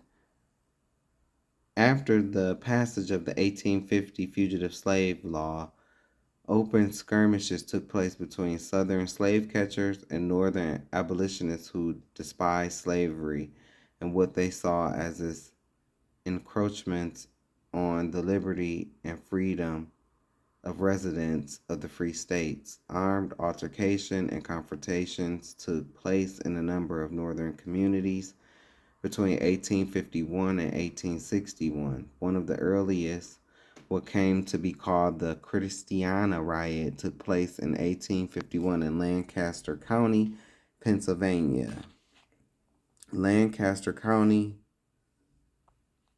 abuts Maryland along the lower reaches of the Susquehanna River, and the area had two branches of the Underground Railroad. As the county immediately north of the Mason-Dixon line, numerous fugitive slaves from Maryland and other slave states made their way into the region, often assisted and protected by anti-slavery Quakers. In response, slaveholders or their representatives operated in the area with increasing frequency after 1850, kidnapping fugitives and returning them to the South. One slave capturing expedition in September 1851 led to the Christiana Riot. John Beard, Thomas Wilson, Alexander Scott, and Edward Thompson, the names they were known by in Pennsylvania, escaped enslavement of the Gorsuch family of Maryland and took up residence in Lancaster County. Under provisions of the 1850 Fugitive Slave Law, the elder Gorsuch swore out warrants on his former slaves. Serving and executing these arrest warrants led directly to the Christiana Riots of 1851 and resulting trials. Edward Gorsuch, a wealthy slaveholder, led a party of slave catchers into Lancaster County, hearing that they were on the farm of William Parker, a free African American black person. They, with the help of U.S. Marshals, attempted to forcefully enact these arrest warrants. When Gorsuch and his men arrived, Eliza, Parker's wife, blew a horn which summoned sympathetic neighbors, armed neighbors including former slaves, as well as free black and white abolitionists, converged on the Parker farm and confronted the Gorsuch party. Fighting broke out and the elder Gorsuch was killed and his son wounded. Good, you bastards. The U.S. Marshal and the slave catchers retreated. Good, you coward-ass bitches. Later, the Marshals, I don't care, man. These people are cowards. Later, the Marshals returned with 3 detachments of U.S. Marines. By that point, William Parker and his wife, Eliza, were already en route to Canada, helped along the way by Frederick Douglass, good, and other abolitionists, great. 38 other men, however, were arrested, including 4 white Quakers. They were all charged with treason. The first man brought to trial, the Quaker Casimir Handway, erroneously thought to be the leader of the anti-slavery men, was acquitted. Since authorities thought this was the strongest case, they released the other 37 men. The acquittal of all of the defendants was hailed by Northern abolitionists as a major victory against slavery and especially against the Fugitive Slave Act. Southerners, however, felt that their property could not be secured even in the North. Thus, the riot became the first of a series of episodes, including Bleeding Kansas in the late 1850s and John Brown's raid at Harper's Ferry in 1859 that propelled the nation toward the Civil War. Now, I didn't put this man in when I was, talking about civil rights, so he's not like numbered or anything like that, but I'm glad that I came across this. So this is John Brown. John Brown was a controversial figure who played a major role in leading the United States to Civil War. He was a devout Christian and a lifelong abolitionist who tried to eradicate slavery from the United States through increasingly radical means. Unlike most abolitionists, Brown was not a pacifist, and he came to believe that violence was necessary to dislodge slavery. He engaged in violent battles with pro-slavery citizens in Kansas and Missouri and led a raid on the federal munitions depot at Harper's Ferry. Although the raid failed spectacularly, it helped precipitate the Civil War and turned Brown into a martyr for the abolitionist cause. This is his background.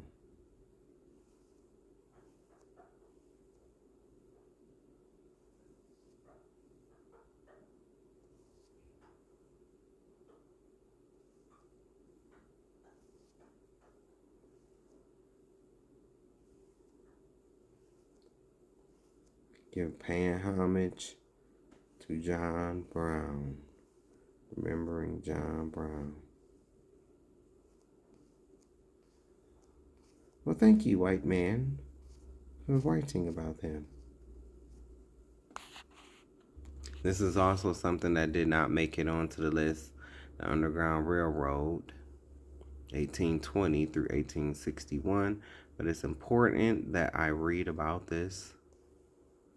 The Underground Railroad was established to aid enslaved people in their escape to freedom. The railroad was comprised of dozens of secret routes and safe houses originating in the slaveholding states and extending all the way to the Canadian border, the only area where fugitives could be assured of their freedom.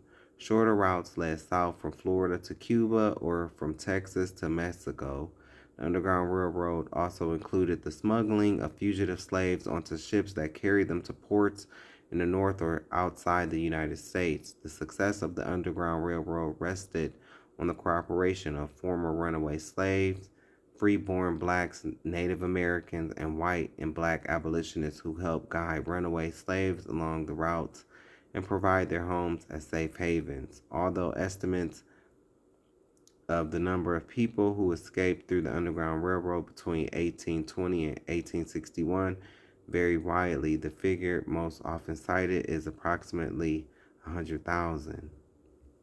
The Underground Railroad derived its name from the terminology used throughout the routes. The railroad included conductors, including William Steele of Philadelphia, Pennsylvania, arguably the most prominent one. It also included agents, stations, station masters, passengers or cargo, and even stockholders. The conductors were the guides. Agents helped slaves find their way to the routes of the Underground Railroad. The stations were hiding places, usually homes. Station masters were those that hid slaves in their homes. The cargo referred to escaped slaves, and the stockholders were those that donated money to keep the Underground Railroad running. The Underground Railroad worked as a series of networks. The journey north was an extremely long route, and the Underground Railroad provided depots or safe houses along the way. Those that led the runaway slaves north did so in stages. No conductor knew the entire route. He or she was responsible for the short routes from station to station. Once the cargo reached another station, it would be passed on to the next conductor until the entire route was traversed. This limited knowledge protected both fugitive slaves and the integrity of the routes, which sometimes extended over 1,000 miles. The success of the Underground Railroad generated much animosity among slaveholders and their allies because previous measures had failed to disrupt the system of slave escape. Congress passed the Fugitive Slave Act of 1850, which allowed slave owners or their agents to call on federal, state, and local law enforcement officials in non-slaveholding states to assist in capturing fugitive slaves. The law was greatly abused. Slave catchers started abducting freeborn black people. Since black people could not testify or have a jury present at trial, they usually could not defend themselves. The slave catcher need only to swear an oath that the black man was in fact a runaway slave, and they could then return the slave to its owner for a reward. Ironically, the Fugitive Slave Act increased Northern opposition to slavery and helped hasten the Civil War. The Underground Railroad gave freedom to thousands of enslaved women and men and hope to tens of thousands more. Those who escaped became human witnesses to the slave system, with many of them going on the lecture circuit to explain to Northerners the horrors of the servile institution. Others became members and supporters of the Underground Railroad. In both cases, the success of the Underground Railroad hastened the destruction of slavery. Thank you, Cassandra Wagner.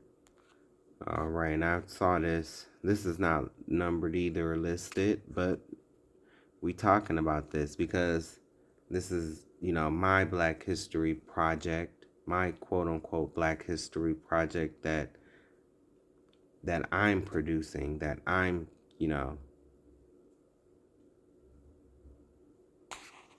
working on, and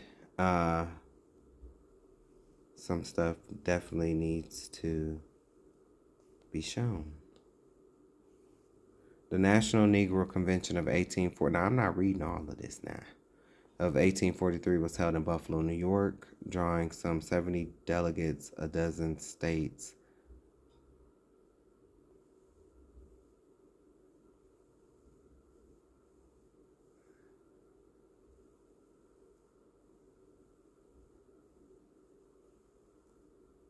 An address to the slaves of the United States in which he called for their open rebellion. The speech failed by one vote of being endorsed by the convention. The speech appears below. Brethren and fellow citizens, your brethren of North, East, and West have been accustomed to meet together in national conventions to sympathize with each other and to weep over your unhappy condition. In these meetings, we have addressed all classes of the free, but we have never, until this time, sent a word of consolation and advice to you. We have been contented in sitting still and mourning over your sorrows, earnestly hoping that before this day your sacred liberty would have been restored, but we have hoped in vain. Years have rolled on and tens of thousands have been born on streams of blood and tears. Years have rolled on, and tens of thousands have been born on streams of blood and tears to the shores of eternity.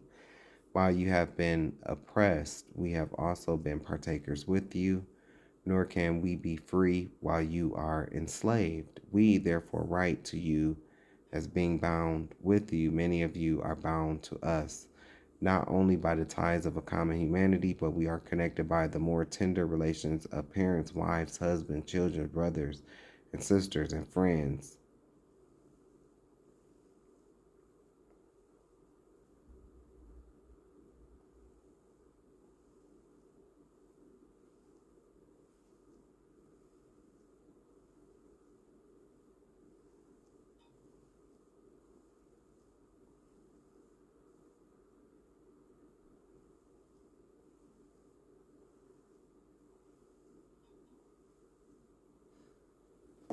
When I was doing my original list, I never saw this. So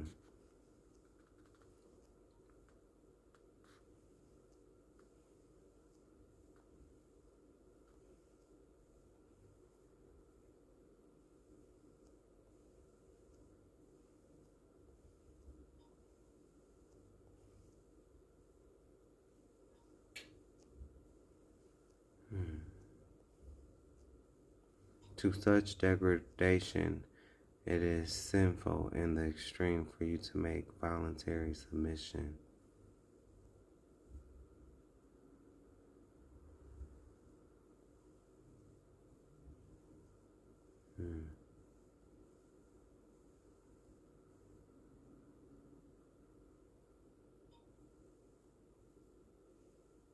But slavery sets all these at naught and hurls defiance in the face of Ahia, not Jehovah.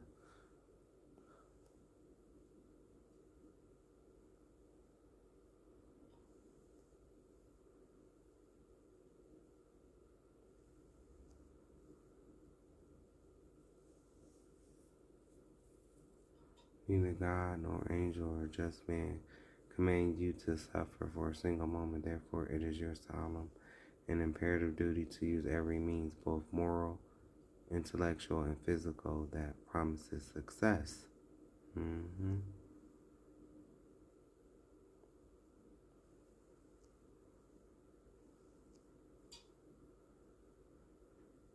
I like him. If a band of heathen men should attempt to enslave a race of Christians and to place their children under the influence of some false religion, surely heaven. See, they knew even then what them white folks was talking about was false doctrine. Surely heaven will frown upon the men who will not resist such aggression, even to death. If, on the other hand, a band of Christians should attempt to enslave a race of heathen men and to entail slavery upon them and to keep them in heathenism in the midst of Christianity, the God of heaven will smile upon every effort which the injured might make to disenthrall themselves.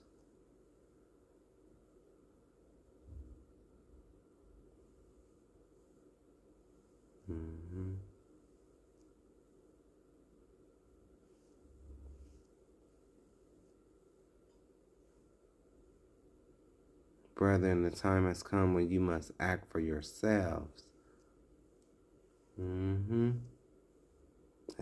Some of our people hate to hear that. They hate to hear that. That's why they will go tell Massa.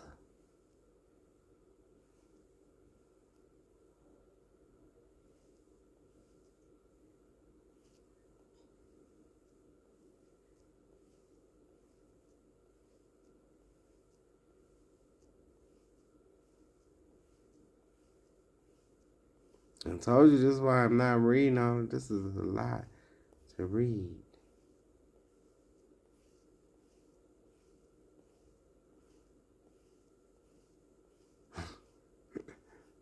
Look at that.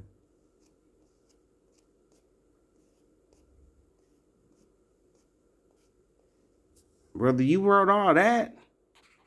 Kansas-Nebraska Act of 1854 was racist because it let white settlers decide about slavery in new areas, which essentially overturned the Missouri Compromise. This act, prioritizing pro-slavery interests, led to conflicts like Bleeding Kansas and increased tensions.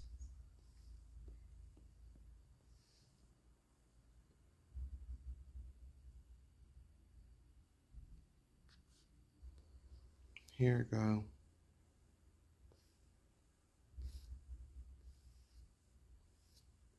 I didn't have this on the list.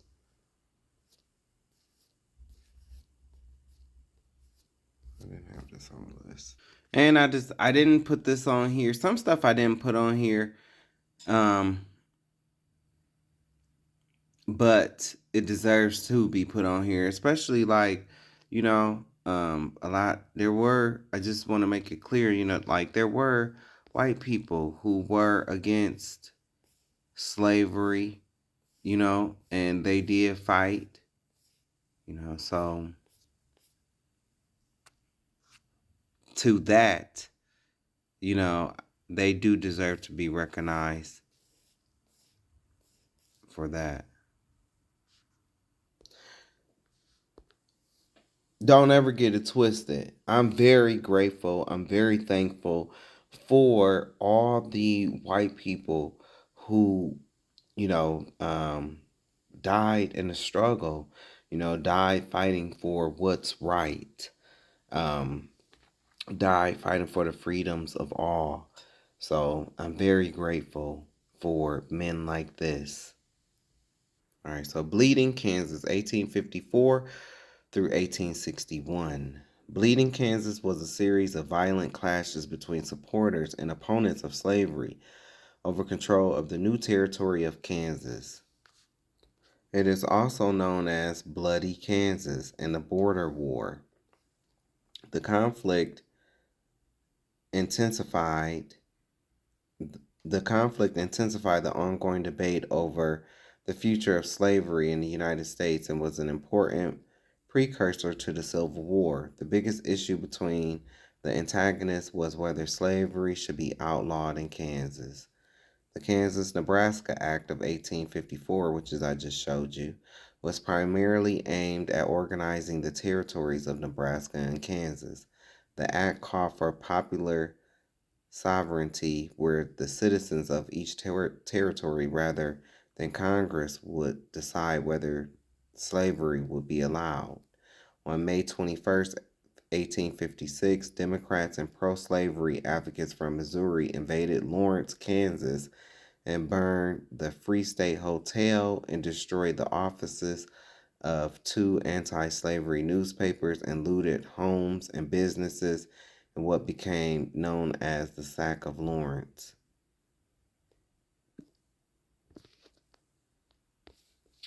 Mm.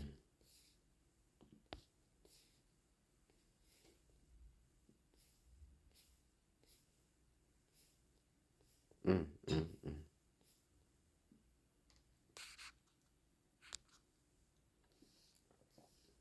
At the same time, the U.S. Senator Charles Sumner, in his speech on the floor of the Senate entitled Crime Against Kansas, criticized Senator Andrew Butler of South Carolina by equating Butler's pro-slavery agenda towards Kansas with the rape of a virgin and characterizing his affection for her in sexual terms. Sumner's denouncement of slavery prompted U.S. Representative Preston Brooks of South Carolina, a cousin of Senator Butler, to hit Senator Charles Sumner of Massachusetts with his cane on the Senate floor in retaliation for Sumner's speech. In doing so, he also denounced slavery. That's crazy. So at the same time, U.S. Senator Charles Sumner, in his speech on the floor of the Senate entitled Crime Against Kansas, criticized Senator Andrew Butler of South Carolina by equating Butler's pro-slavery agenda toward Kansas with the rape of a virgin and characterizing his affection for her in sexual terms. Sumner's denouncement of slavery prompted U.S. Representative Preston Brooks of South Carolina, a cousin of Senator Butler, to hit Senator Charles Sumner of Massachusetts with his cane on the Senate floor in retaliation for Sumner's speech. In doing so, he also denounced slavery. 2 days after Butler's attack, John Brown, an abolitionist who had recently arrived in Kansas Territory from New York, together with his sons and other followers, kidnapped and murdered 5 residents of Potawatomi Creek on the night of May 24th and the morning of May 25th, 1856. The victims were described as professional slave hunters and militant supporters of slavery. This incident became known as the Potawatomi Massacre, and according to many historians, was the impetus for Brown's 1859 raid on a federal arsenal at Harper's Ferry, Virginia, now West Virginia, to initiate a large-scale slave revolt.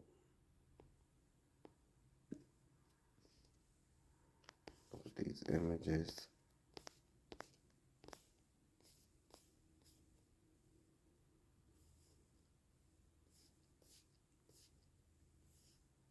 Mm-hmm.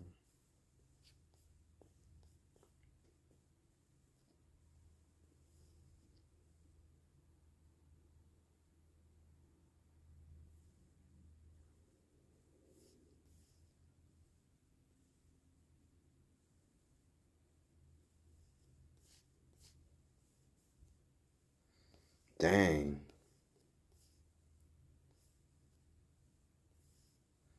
Kansas still look boring.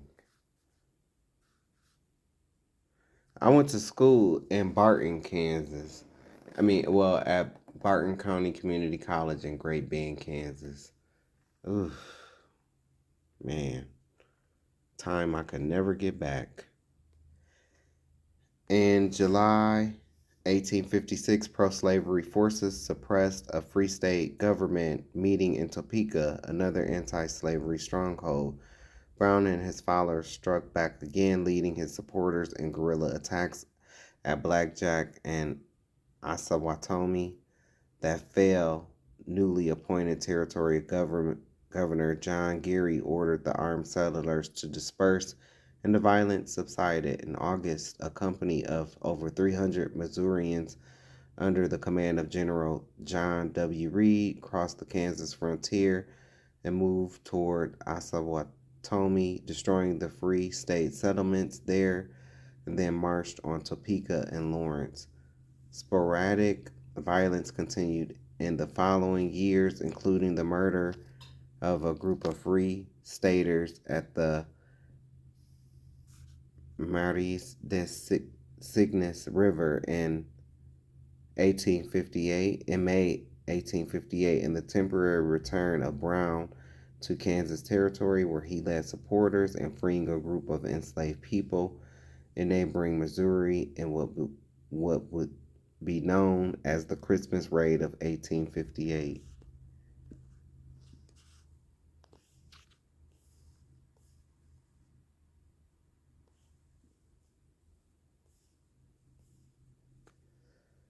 On another video, I showed like I showed like a video of things that women think originally belonged to them, and purses was one of those things that I showed. And I showed men originally carried bags.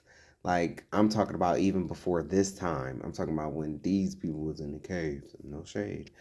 But they carried bags because they carried their tools in their bags. And I just thought that was so funny when I saw this picture, because that looked like a big ass purse. Don't it? It don't? I bet you it'd be a woman out here somewhere that would be rocking that. Girl, this that new one. This that new bag. This a slurkin'. Kansas admission to the Union was delayed by the violence. Eventually, anti-slavery forces took control of the territory, and it was admitted into the Union as a free state on January 29, 1861, 2 months after the election of Abraham Lincoln as president. Thank you, Mr. White Man. Since we've brought it up, I don't believe this was on my list. So Harper's Ferry Raid, 1859. Let me see, what's the picture looking like?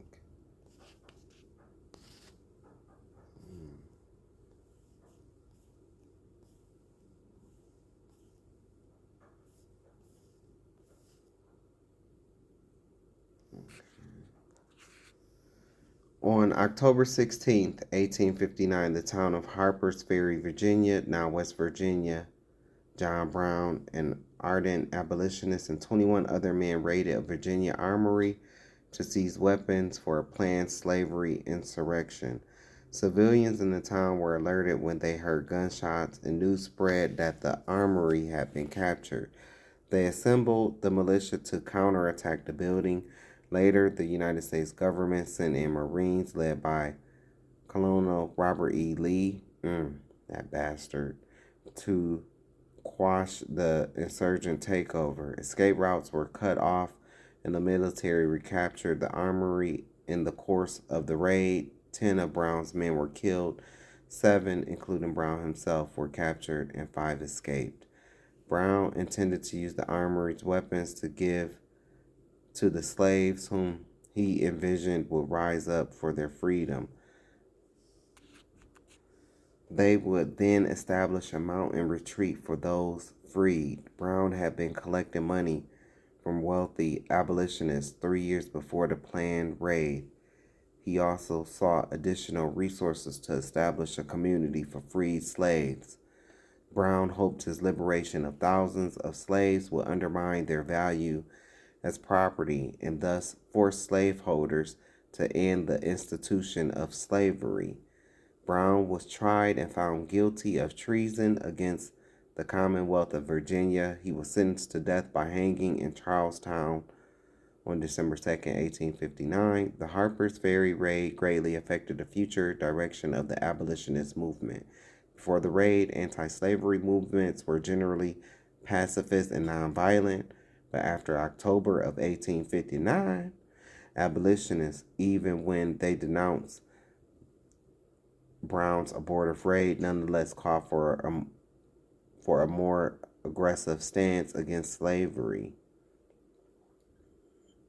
Many historians see the Harper's Ferry raid as the catalyst, along with Abraham Lincoln's election 1 year later, for the South secession from the Union and the beginning of the Civil War. See, this is important. Hey, guess what? I know this ain't baddies. I know this ain't, the Playboys and stuff like that, but guess what? This is more important than, watching Jocelyn read the girls. This is more important than that. They are literally trying to erase our history. They are trying to erase history, us, and it's all to make them feel better about themselves. Because believe it or not, the higher you go on that side, those elites, they know what's coming. They know what's coming. And they want to get rid of everything that's going to remind them of what's coming. So I know that this is not baddies, I know this isn't the dollhouse or, this ain't a ball or something, but this is important. It's important. You'll know it's important when it's gone. And we can't talk about it no more. It's important for both sides, for black people and white people, especially for the white people that stood with us. And like I said, I don't have nothing against white people who are on the right side of history. But today, it's definitely hard to tell who's who. So I was going to continue on, but I think this video is long enough. And as you can see, so we stopped at the number 59, right? And even though, we only made it to 59, we've also learned a lot more. It's a lot more, see, that I've given you that was not on this list, see? And we've gotten pretty far, So, next up, I said that I was going to do the next video because this is talking about my neck of the woods where I was originally born. And so this is talking about, we're going to pick up in Cincinnati. The Nasty Natty, or Cincinnati. I'm just playing. I love Cincinnati. They do not play in Cincinnati. You will get killed in Cincinnati. Do not play around in Cincinnati. Don't play with them. And eventually we are going to make it to number 65 and 66A. My stomping grounds, my backyard. Detroit, which is I call Detroit Gotham City, and my hometown, the place where I was born, the place where I grew up, the place where I went to school. Toledo, Ohio. Holy Toledo. Can't wait to talk about it. Well, couldn't end, without giving you some church announcements. Yes, that's right. Some church announcements, baby. Move out the way and let me take over. Oh, Lord. Y'all pray for me, please. dealing with y'all know who. Brother and sister, what was Harriet Tubman's name before she changed her name to Harriet? And what significance does that have to us as Hebrews? Her name was, before she changed her name after she ran away, her name was Araminta Ross. And Araminta is a Hebrew name. Her family knew that they were from the Ashanti tribe, and which is now part of Ghana, and that they were Hebrew. They did have Hebrew names before they were in slavery. Now, like I've already told you about the Ashanti tribe. I've already talked about that. Everything is coming together, tying together. I've been knew about this. I've seen this video previously. Our people knew. That's why I showed you the pictures of First African Baptist Church down in Savannah, Georgia. Our ancestors knew who they were. They know who we are. We the ones that forgot or won't accept. So I just did a video on this last night. I posted it already. It's already posted, but let's hear what is being talked about here. Well, now's the part for the real questions. Abram's descendants are the ones who have the right to have this land, correct? Yes. Okay. Why don't we do genetic testing on everybody in the land and find out who Abram's descendants are? It's really simple. We've cracked the human genome. We can do that. Why don't we do that? Would you be against doing that? I have no idea what that would prove. I mean, really? Maybe it would be. What do you mean? It would prove who Abram's descendants are and who has a right to live here and who doesn't, according to the theology that you yourself just explained. And so I'm very confused as to why we don't do that. If you believe the theology that you've just explained to me. Would we do that all over the world? Well, and everybody this is the only country in the world that you've said has this covenant with God, that this people have a moral and legal right to the land. What about people who convert to Judaism? Would they have a right? Well, no. Because, see, all throughout this video, he was trying to make it seem like, it's about being a spiritual Israelite and, and all of this spiritual air stuff. And it's just like, that's false. Israel is a bloodline. It is a physical people. It's a bloodline. This man is who has your black pastor confused. They thought I was the enemy, but no, turns out it was that man right there. You've just like him. You've just said there are converts to Judaism, so you just told they can make Aliyah. They may not have. You've just DNA. told me that it doesn't matter. You told me moments ago, I'm trying to keep track, that it doesn't matter whether or not you believe in God or whether or not you practice Torah Judaism or Rabbinic Judaism, which is something else that I don't even know if we should. I don't even know what that means. But it doesn't matter whether you're, quote, a religious Jew or not. What matters is that you are part of the Jewish people to whom God gave this land that extends from the Nile to the Euphrates. And so if you believe that, wouldn't you want to know with a burning passion who those people are? And because of science, we can now know who those people are. Right. So why aren't we finding out? I guess you could propose a DNA test for everybody who comes here, everybody who lives here. But the point I'm comfortable with secular nation states where none of this is done on the basis of blood. I'm uncomfortable with that. I'll just say that. But there are people who may not have bloodlines, but who have converted to Judaism. Are they going to be able to live here? Are you going to kick them out? By your standards, they can't live here. Because you just told me that they have a right to live here because God gave them the land because they're the descendants of Abram. They're the descendants of Abraham. But if they're the spiritual descendants of Abraham and they've now... Did you hear it? Did you hear it? Did you hear it? That is a false doctrine from the pits of hell. Okay? I'm telling you. Men like this is why your pastor can't explain Revelations, why your pastor does not know who is who.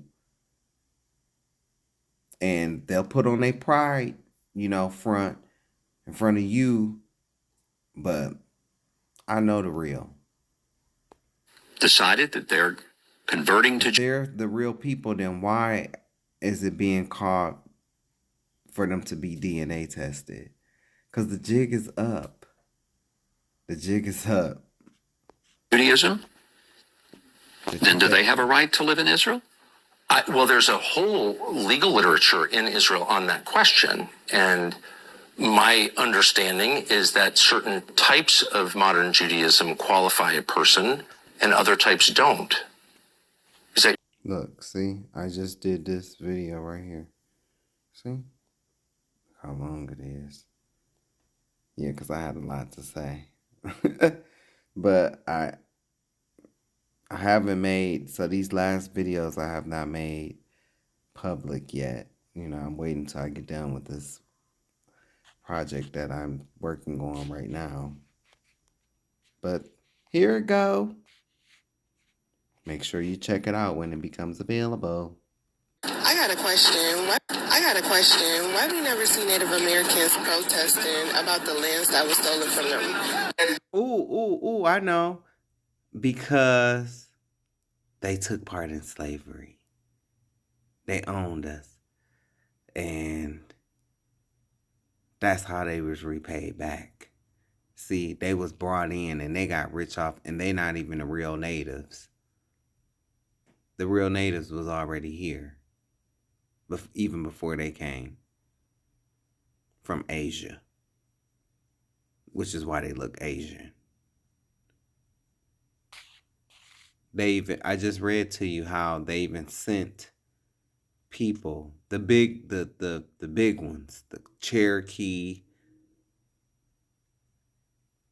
Then they really sit there and be like, how are you Cherokee? They'll sit there and ask a man that look like this on the screen, how are you Cherokee?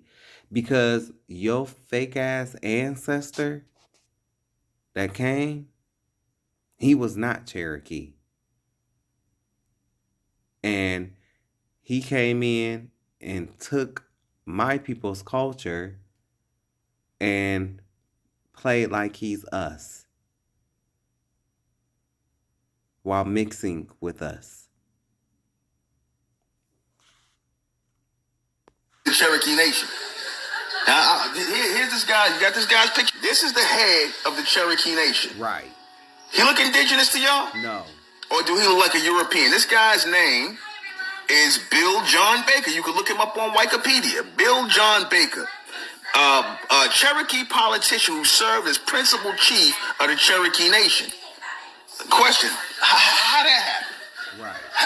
How that happen? They don't look like a native to me. They look like The natives look just like this man. The real ones. The natives look like me. The real ones. Caucasian. They're like a white man. He ain't a Weibo though, right? Y'all need to sit y'all asses down, you Native Americans. After that, sit y'all asses down. Okay. So we just saw together on 23andMe that what they said that they're testing for in indigenous ancestry is the indigenous people of the 5 civilized tribes of the United States and the indigenous people of the Canadian tribes. So let's dissect who those people are. This article just came out. All the subjects, including the 3 New Hampshire tribe members, are at least 96.9 European, according to the report. For most of the people named, the report looked at generations from the 1580s to the 1920s. Did you know that some Latino celebrities are shocked to find out that they're mostly European? Like this, for instance. And you are 87% European. Really? I'm white?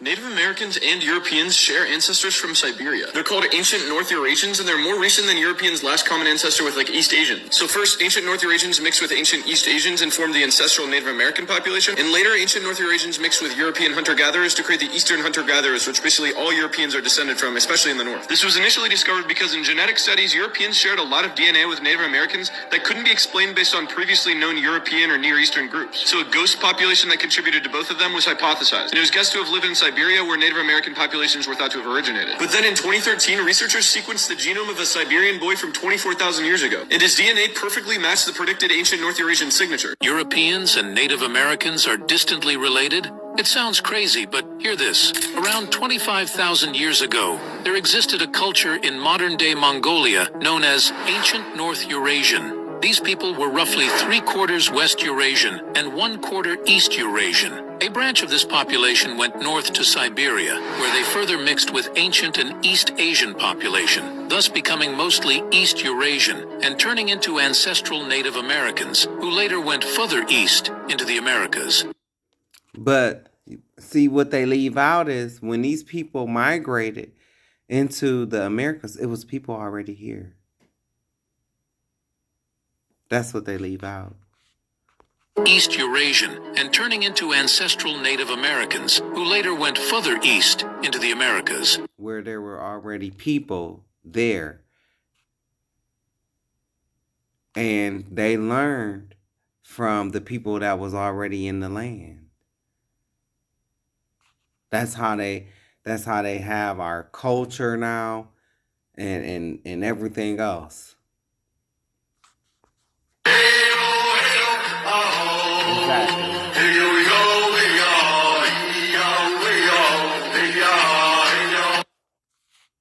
Now, earlier, well, in one of my previous videos, I said the KKK had never been deemed as a terrorist group, but actually they were. I kind of misspoke. What I meant by that was, see, when people think of KKK, they refer to, like, the people with the hoods and stuff like that. But see, most black people will tell you that, like, all of these people who have these white, nationalist groups, we call them all KKK. And all of these separate groups have not been deemed terrorist groups. Yes, the KKK have, but these folks know that. So that's why they move on and they create other groups, And so it's just like those guys that was marching around in Columbus, I think, with the black and red on. I don't know their name. They had hoods on their face or masks on their face that was wearing black and red, but I think they some kind of Nazi party or something like that. But I call it KKK. That's what you are. I don't care what your name is.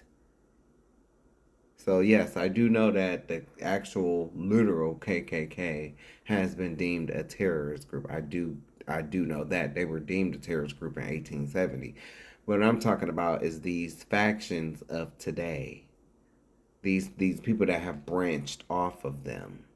But I came across this, and this was pretty interesting. The KKK is nothing but a bastardized extension of Moorish Masonry stolen directly from your ancestral archetype. They didn't even invent the name Ku Klux Klan. It's a stolen acronym for Kukulkan, the feathered serpent deity worshipped by the Moorish people of the Yucatan long before Jesuit assassins co-opted that draconian magic. Those white robes and conical hoods came straight from the Negro order of the Knights of Seville in Spain, as documented in J.A. Rogers' 100 Amazing Facts About the Negro. You see those Holy Week processions in Spain today? That is Caucasians dressing as Moorish penitents because they inherited all of that from the Moors who ruled them for 700 years. Even the chasing of the bulls in Spain is a ritual mockery. The Moor represents the bull being chased out of Spain, a celebration of your deposition disguised as sport. It's the same with the swarthy Pete, Zwarte Pete ritual, which is a reminiscent memory of the Moors bringing the gift of life to Europeans dying in the dark caves. They dress in black. They died in where?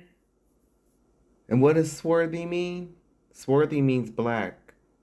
Blackface to celebrate you not existing while they parade in your ancestral habits. The white man is just an imitator who inherited those priestly habits to terrorize dead Moors. Kanye West wearing those black KKK hoods isn't an accident. He is a Gemini wild card acting out a Masonic ritual in the same bed as Donald Trump, signaling the total collapse of the corporate United States and disclosing that the original order was melanin. The KKK is nothing but a bastardized extension of Moorish Masonry stolen direct. If you don't have a background in understanding how the CIA works and how the crack cocaine epidemic actually started, if you don't know how the private prison for profit pipeline works and how many black people they are literally still working as slaves to this day, and that corporations like McDonald's and Starbucks and Verizon are profiting off of slave labor in our prison system today, paying prisoners cents per hour wages. Yes. That, like, if you don't understand those things,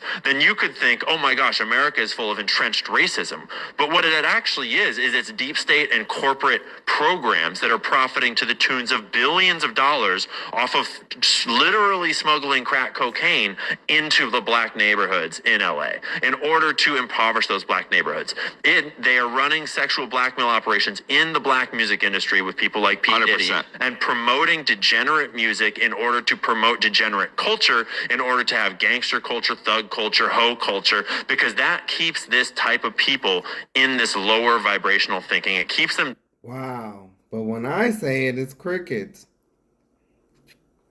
You know, but where was this guy at 10 years ago? You know, now it's okay to talk about this stuff. Now, you know, they want to start, everybody want to talk about this stuff. But when we were first talking about this, nobody wanted to hear it or believe it. But now, okay.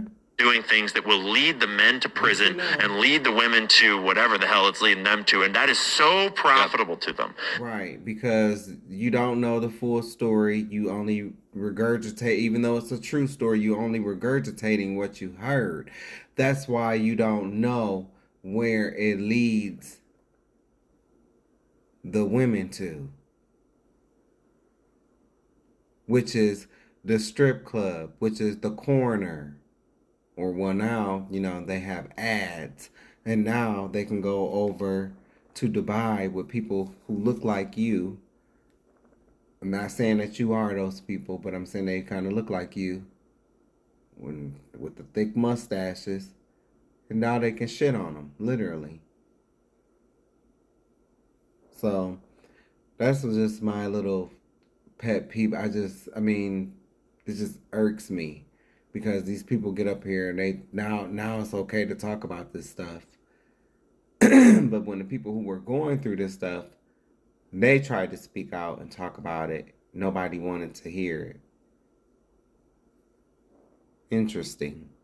The goal was always to destroy us. And they try to do it in every way possible. Through the streets, through the music, through each other.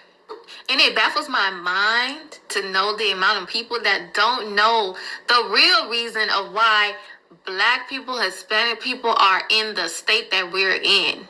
Everywhere you turn around, we fill up the ghettos, we fill up the prisons. It is not by coincidence. It was all a part of the plan. It was always a part of the strategy to keep us down, to keep us impoverished, to keep our minds in a low vibrational state to where we can't get up and fight like our ancestors did in the civil rights. They didn't want that anymore. So they decided to push all of this garbage into our minds, into our spirits, so that they will never have a civil rights era again. And it worked, and it's continuing to work because we keep on feeding into it. This don't make no sense. Look at this old hussy face ass heifer. You heifer face ass hussy. Just nasty. Just nasty. You need to take that thing from between your legs and put it on some ice. I'm so tired of these people that can't leave these kids alone. Just leave the kids alone and let them go to school and learn. Oh, fake ass olive oil, wide face ass hoe. They got me about to lose my religion up in here. Why do all y'all turning point people seem like y'all pedophiles? You white men is just nasty. I keep telling you, you're nasty. It seemed like all of y'all at that turning point, y'all done reached y'all turning point and became pedophiles. Hester Chesters. What is it about a little kid that just, you just nasty?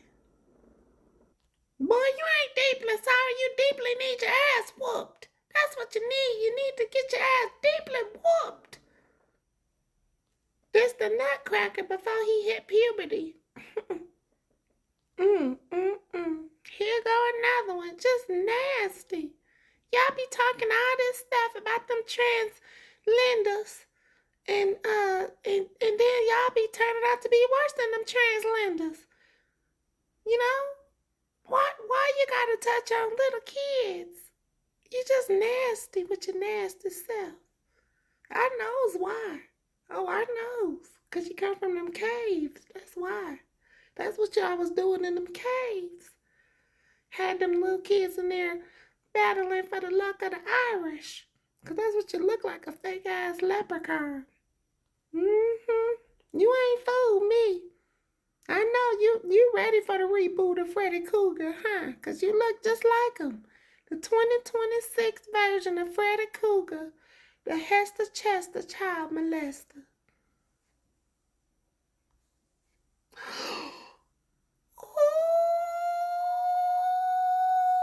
You just nasty. You is just, you low down and nasty. You just nasty. Why you so nasty?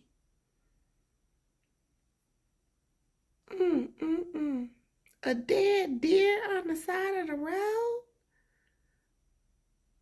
You couldn't at least pick your mama up and take her home first?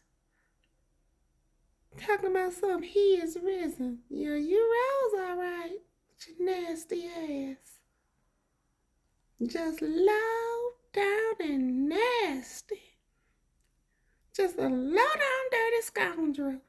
You a low-down dirty scoundrel.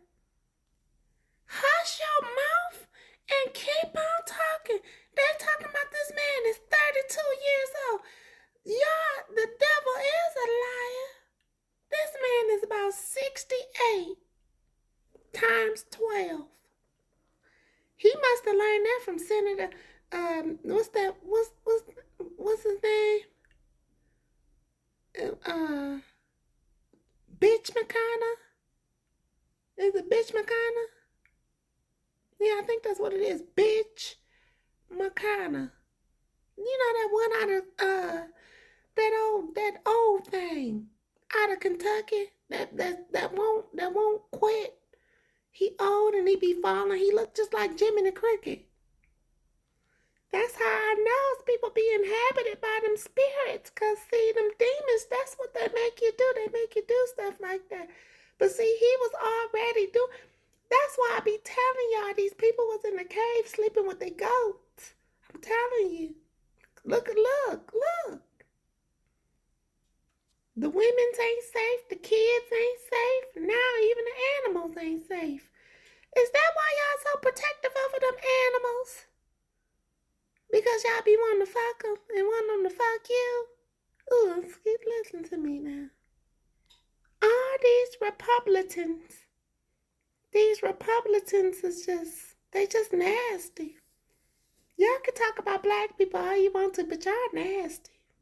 Y'all always talking about some black people make up this percent, but then this percent of the murder. Well, ain't no child safe around y'all. Not even your own kids. Just nasty. Lord David done took himself. Nobody told me nothing.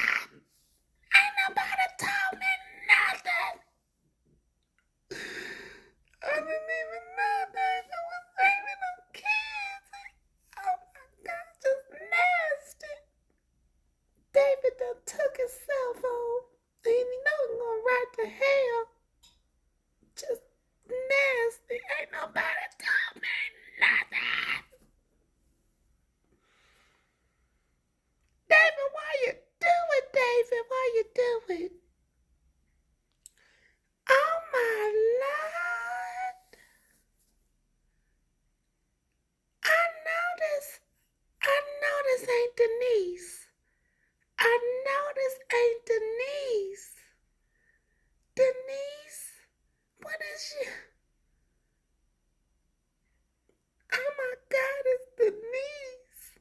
That's see, y'all know him as Dennis, but see, I knew her a long time ago. I knew her when she was Denise. And you know, she went on and had that surgery, and then became a serial child Hester Chester. Lord help her. Denise, you don't let yourself go, girl. Denise was one of the baddest on the corner. I used to give her sandwiches all the time, you know, and used to help her out. But she'd have two at a time on her. And she'd work it out. It's Denise, I can't believe you, Denise. What you doing? What you doing, Denise? Y'all, I can't take no more of this. I just can't. This concludes our church announcements for tonight. Y'all have a blessed night. I can't do it. So, I want to thank y'all putting up with me and my antics. And like I said, man, if not us, then who? We gotta wake up.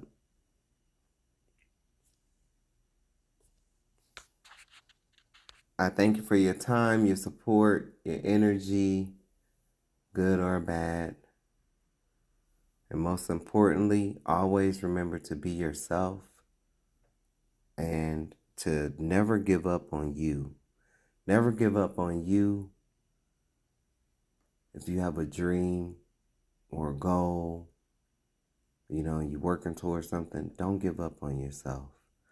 Even if nobody is standing with you right now, you know, it don't mean that in the future that you won't be recognized, you know. So don't give up on yourself and make sure you stay prayed up. To my people, stay prayed up. We gotta stay prayed up. We gotta come together and at least come together and recognize who we are. I ain't saying we gotta be in each other's back pocket, but gotta know who we are.